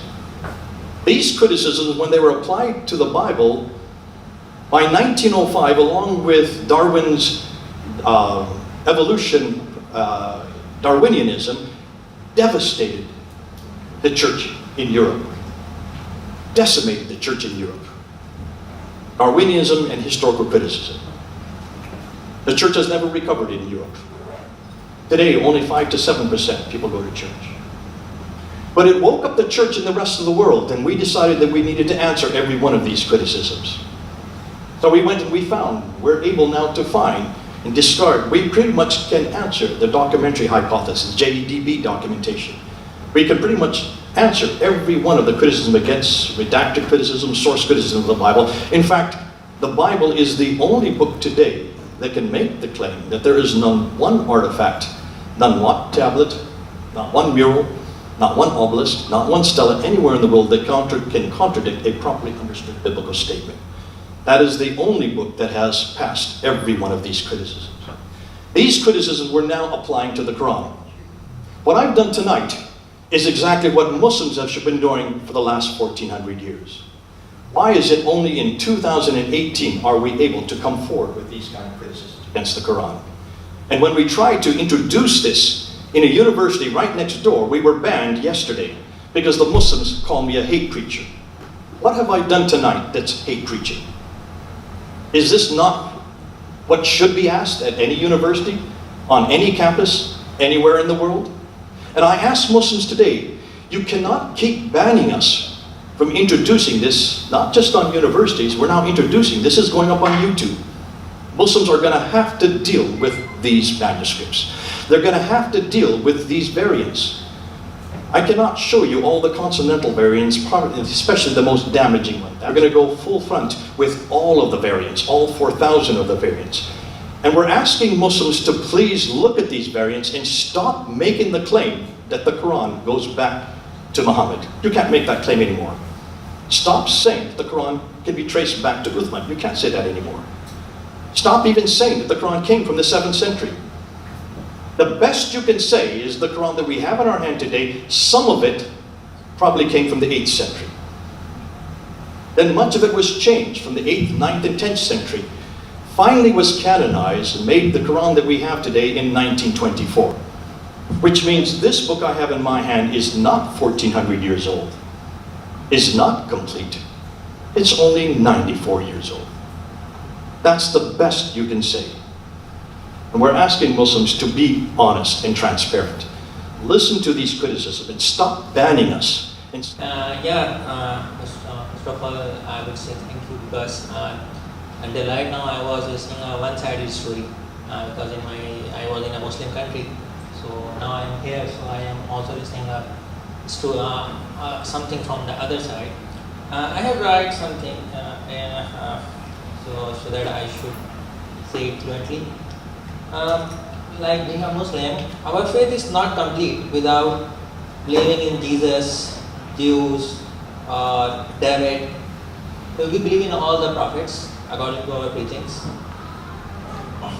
Whenever I see a true practicing Christian, I feel happy. And I always thought that, okay, he is making God happy via root of Jesus, and I am also doing the same via root of Muhammad.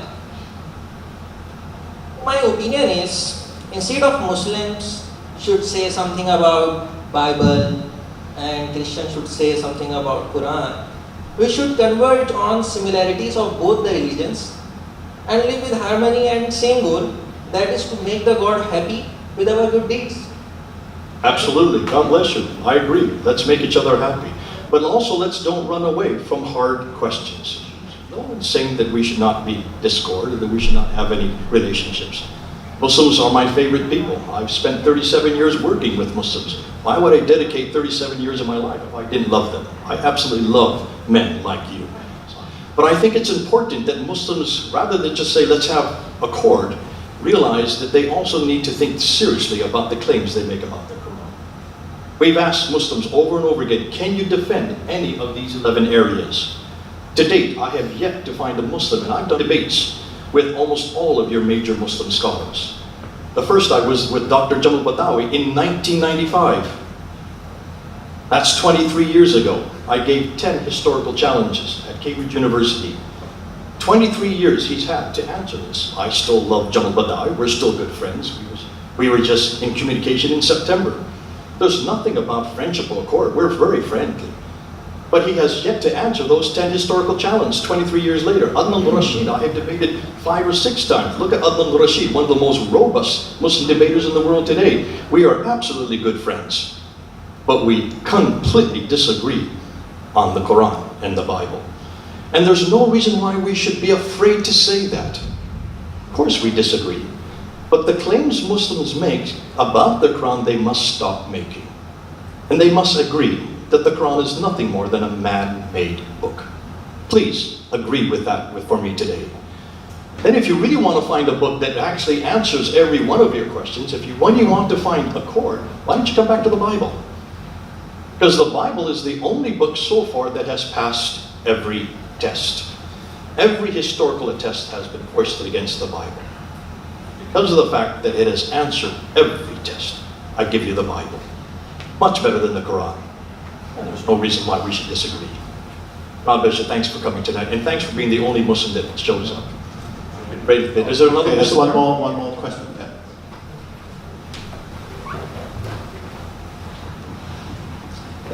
Well, so the major question of this lecture is there is no Quran from the age of our Prophet Muhammad, yes? Yeah, that's the main concept.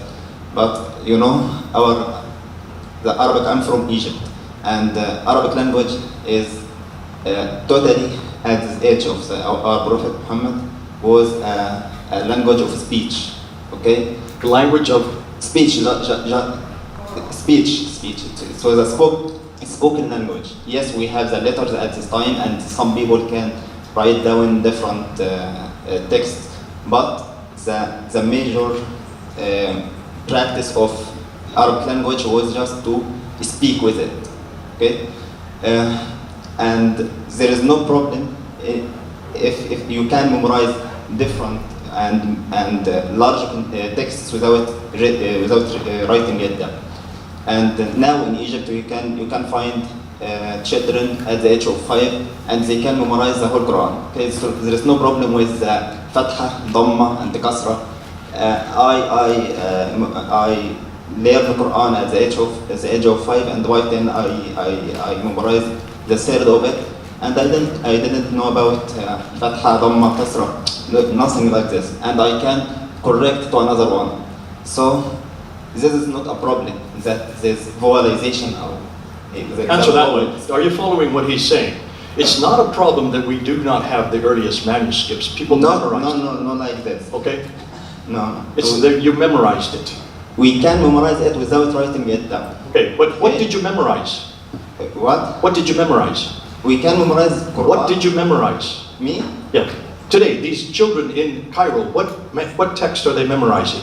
The Okay, Torah? yeah. This is the good Are they question. memorizing the Tokafi? Yes. Are they memorizing the Samarkand? Are they memorizing the Husseini, none of which agree? Or are they memorizing this text, which is the Cairene text? Okay. You said that Hafs, Riwayat Hafs, or the Hafs text is the standard one all over the world, yes? The standard text that Hafs. The Sana is not the Hafs. No, it is not. No, you said that Hafs is the standard one all over the world, yes? The standard one, yes. Yes. Is that what you're saying? No, there is no one Muslim can say this. I'm a Muslim and I can say that Hafs is the standard text. It's the of standard Quran. text 6/1924. Yes. It's not the standard. No, we have different. We call it qira'at. Qira'at, that a way of reading the Quran. Okay, so you can say وَلَمْ يَكُنْ لَهُ كُفُوًا أَحَدٍ, and someone can say وَلَمْ يَكُنْ لَهُ كُفُوًا أَحَدٍ. Kufuwan and kufuwan. You can. This is a way of reading. Can I answer this? A way of reading. Let me answer this because you've Okay, gone. but it is the So let me same. answer this. You've gone quite long. It's very quickly. There's a quick two answers. You said first of all that we don't need the text because it can be memorized. And No. children. Let me Yes. finish. Sir. Let me finish now. Yeah. Because you said children have memorized this in Egypt, even in your Not in lifetime. Egypt, I would but agree overall. that it is memorized, but what did they memorize? They're only memorizing this text. This is the question. Yeah. Now, then you went to answered the it. Qira'at. Let me finish, sir. Then you went to the Qira'at and the Ahruf. But you haven't defined what Qira'at it is. Yeah, You've just given two examples of two Qira'ats that you know, yet there are Same Qira'ats. 60,000 differences. Are you going to go to all 60,000 and tell me that they're all exactly What the is same? the 60,000 difference between our Qur'at? We have counted 60,000 in just 23 months. No, the standard Qur'at now and from the past, it is just 10 Qur'at, okay? And 10 Qur'at, it is just Sir, you need to keep up with the latest research. It's up to 37 different Qira'at. 37, yeah. 10 is what you were, I said the 10 is all standard. that you have in your... I said the standard, not the And other what is the part. standard? The Hafs The text. standard, yeah. Who put this standard? Okay, in Egypt we have Al-Azhar Sharif, you know it. Okay, and there are two schools that teach this Qur'an to different students from Egypt. Sir, In my town, listen, I have this one. could take all night. Let me explain real quickly where your error is. The Qira'at, let me repeat this again.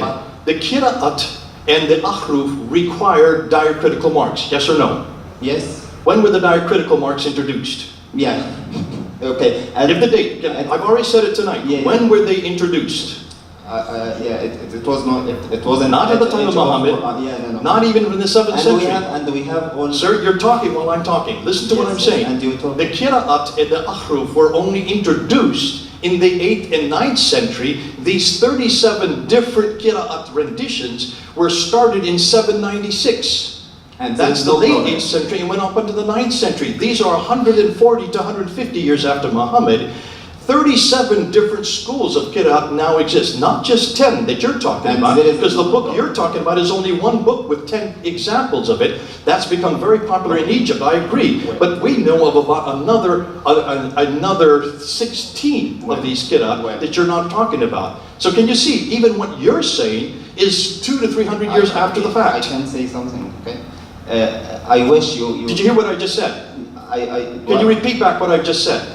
You were talking while I was speaking. Can you repeat what I just told you? Because I didn't say all my What did I just say? What's your name, sir? The message. Okay? Can you tell me what I just told you? I would say that the most important thing for this topic is that we have the chain. You're not listening to what I'm saying. No, I am listening. The Qira'at are much too late to use.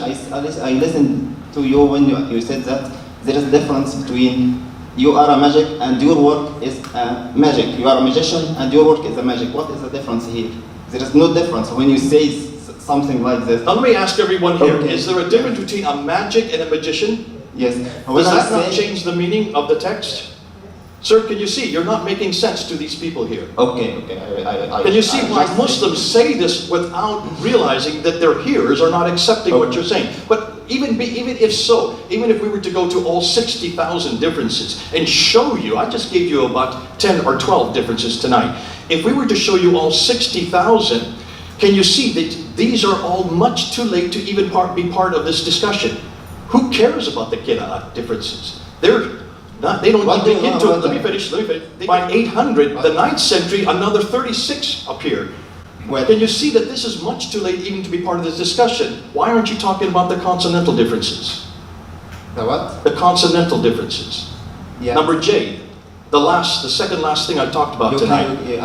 Did you get what I was saying about which one? You can These are thousands of consonantal differences that have nothing to do with dots. Have nothing to do with the Dhamma, the Kasr al-Fatah. How are you going to deal with those differences?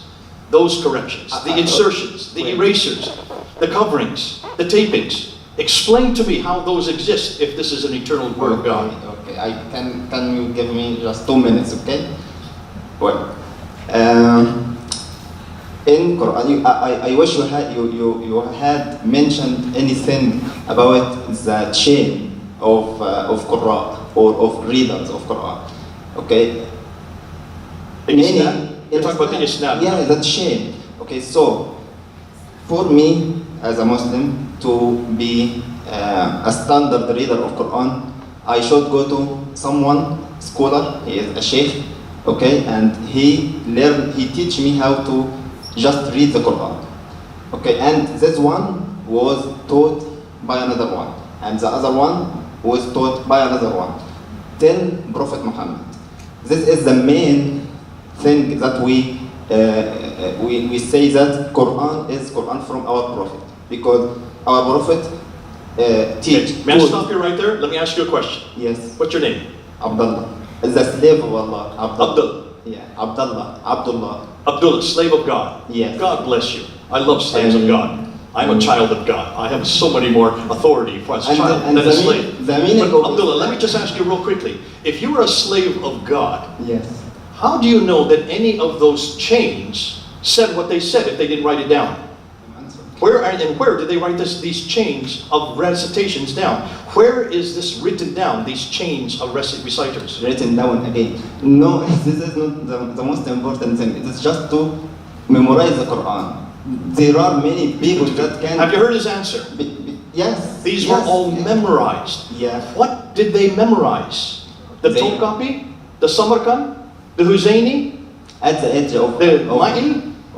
But Jay, what he's saying is that originally it was just recitation. It was just recitation. Yes, Remember, I hear this, but recitation. can you see the problem with that? This is no None problem. of this is written down, and you hear this answer from Muslims all the time. They memorized it, and we have children all over Egypt that can memorize it. But the only thing they memorize is a text that only exists for 94 years. What did they memorize before 1924? Jay's question is, when eventually something is written down, there are differences between Okay, what's written down. yes. There, at the age of our prophet, there were some people that were famous. They are the writers of our prophet. Okay, when there is a revelation, he collected them and then said what he got from Allah, and they wrote down the text after him. Okay, Abdullah, right there. But this was Right there. Did you all hear him say it? Abdullah, I want to let me finish. Did you all hear him admit it? They wrote it down. Where are those writings? That is what I am going to say. After this, after they wrote down that this was not organized, okay, It's but not, sorry? organized. Organized, Okay. After that, because there were different wars, of course, at the age of the Khulafa, or the rulers of Islam after our prophet. There many of those who memorized the Quran were killed. Okay, so the Khalifa was very annoyed about the Quran may be lost because of those who can memorize it were killed. And at this age, they started to organize the writing of Quran. It was written at the age of our prophet, but to be written in an organized way, this was in the age of Khulafa Muslimin, Khulafa al-Rashidin. Did I not just put that on the screen? Yeah. Were you here when I don't know Yes, when you came but- in. Did you see when we put that on the screen? We but- know all of what you've told us. We've already gone through that tonight. But you said that our Quran is 34. What is 34? What is 34 years old? What Don't is you it? just love him? Who Isn't it can great? say that? Abdullah, I saw God many bless you. people that, Abdullah, did you come late to the talk tonight? yes, about 20 minutes. Okay. You missed most of everything you have just said. I put up on the screen here. That everything you're telling us is from Al-Bukhari, volume 6, hadith number 509 and 510. I listened to We this went talk. through that. Did we not destroy that this evening? And And you see the problems with what he is saying. Even when you look at what Al-Bukhari was saying in volume 6, 509 and 510. Al-Bukhari is writing this in 870. This is 240 years after the fact. He's redacting this back onto the 7th century, not realizing that he made mistake after mistake after mistake. You were here when we went through some of those mistakes. Number one, Abdullah, listen to this. Number one, why is it that they had to rewrite the Quran a second time? You said because there were many other Qurans that were written down that disagree. Thank you for saying that. Already you're admitting that there were many Qurans at the time of Uthman. Yes, but I Number said two, also. let me finish. Okay. What did Uthman say to Zayd ibn Thabit in Arath, Harith, and Zubair? Write it in the Qurayshi dialect. Now, do you speak Arabic? Yes. In Arabic, in order to have a dialectic difference, you need diacritical marks. You need the dots. Am I correct? Yes. You need the vowelizations. You need the dhamma, the kasra, and the But you fatha. don't need this when you memorize it. Okay, I don't need. In order to have it written down, to have dialectical differences, you need to have diacritical marks. But I The don't need diacritical, it. I sir, don't you're need not it listening, Abdullah. when The diacritical marks did not exist at the time of Uthman. There were no diacritical marks. Yes. So how could there be dialectical differences in the mid-7th century? And okay, yeah. This is what I Uthman said is on- saying in the late 9th century. For Uthman, this made sense. In the late 9th century, it would make no sense in the mid-7th century. Uthman is just speaking about his own day.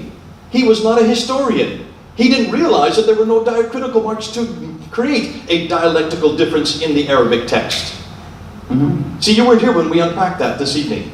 Yes. And this is why Muslims need to be careful, look and understand that there is error after error, even built in with Al-Bukhari's recension. Now, folks, we could go on and on tonight, but let me... Abdullah, listen, I will finish this part, and there is another small thing Hey, I would go ahead. like to say. So this part, all what we believe in Islam is just Quran is memorizable, and many people can memorize it very easily. And we have the chains that reach to our Prophet Muhammad, and so we are very confident about the writing and the text of Quran. God bless you. And the other thing is that you said there are all of these differences in you talked about kalimatu and kalimat, nashran and bushran, la sahir and la sahir, slaves of Allah, and about angels, and the qutila and the qatala. All of these verses and the other ones, as an Arabic citizen and as an Arabic human, I know there is no difference in the meaning for the whole verse between all of these. Qatala and kutila have no difference? No, what? Qatala and kutilu have no difference? Okay. No difference. To fight or be killed would be a big difference to me. Yes. In the meaning, in the whole meaning of the verse. Okay, so if I said that there is some people that were killed when they were with their prophets, and if I said that some people fought with their prophets, that doesn't change the whole context of this. So let me ask everybody here. You sacrifice yourself. Abdullah, let me just ask everybody sitting here. Yeah. If you were killed or if you fought, does that not make a difference to you? Oh, what is the difference? I would suggest that would make a big difference to me if I just fought for the Prophet or if I was killed. I am talking about the meaning. I am talking about the meaning. You are willing to sacrifice yourself for your belief. This is Thanks, Abdullah. It's been great to have you here. But can you see, you still haven't picked up what we've said tonight. And understandably, Muslims do not get what we're talking about. Do you all get what I've said tonight? Are there any questions from the rest of you on what I've said tonight? Are you convinced that the Quran we have in our hand today is the same as the Quran that came supposedly from these 6 earliest manuscripts? I think one very important thing that you pointed out, Jay, at the beginning was that when Bukhari writes about the Quran and the recording of the Quran, actually it doesn't seem very important to him that this surah has disappeared and this one has been lost and this one has been forgotten. He writes about it as if it's not an authoritative document. For him, it's not a matter of I put a spanner in what you just said. Can you tell me when Al-Bukhari, the first volume, extant volume, exists today? Do you know? Well, it's much we have nothing of Al-Bukhari from the 9th century. Yeah. We have nothing of Al-Bukhari from the 10th century. We have the first volume from the 11th century of Al-Bukhari. There are 9 volumes of Al-Bukhari. The 9 volumes that we now have today only were introduced in the 16th century. So everything you're going to read from Al-Bukhari is not from the 9th century. It's more than likely from the 16th century. That's 1500. We're now in 2000. That is only 600 years old. So even what you're saying here, I can put a spanner in that work as well. Can you see? We're just talking about the Quran tonight. If you want to talk about these traditions, if you even want to talk about Hafs's manuscript, where is Hafs's manuscript extant today? From 796. That doesn't even exist. So what in the world did this committee in Cairo use in 1924? Ooh, I love it. It makes my job so easy. Can you see that why we're asking these, man? This material will continue to escalate, and that's why Muslims, please listen to what we're saying. Abdullah, you've memorized everything you've told me tonight. This is what you have to say. This is all you're taught to say. But Muslims who are watching this on the internet, you've got to listen to what we're introducing. What we've introduced tonight shows you that there is no one Quran from the 7th century. There's not even one Quran from the 8th century that agrees with the Quran we have in our hand today. All of the 6 major manuscripts disagree. Even the Qira'at that Abdullah is so trying desperately to help us understand, These are only introduced in the 9th and 10th century, and they don't agree. There's 37 different Qira'at versions, 60,000 differences, and he may go on until the moon turns blue, trying to tell us that they are all the same. But none of you are convinced by what he said tonight. Even one simple example between Qatala and Qutilu shows you that whether you are fighting or whether you're dying, that's completely different. And I would like to know the difference. If Abdullah doesn't know the difference, I certainly know the difference between those two different words. But that's not even the point. The point all we're doing tonight is proving that this book, the Quran, is not from God. It's not from Muhammad. It's not even from Uthman. This book that I have in my hand today possibly could come from a student from 796, possibly. But I don't even think it's from us. It was put together by a committee in Cairo in 1924, 94 years ago. Made by men, created by men, edited by men. It's as finite as a book as any other. Please, Muslims, stop elevating it to the status of eternality. God bless you. We've had a great night. Thank you, Abdullah, for coming. Thank you, sir, for also admitting we do tolerate you. We're certainly good friends, and will remain good friends even after tonight, okay? Good on you. Yeah, thank God you. bless you. Yeah, thank you to everyone. And as we're running out of time, because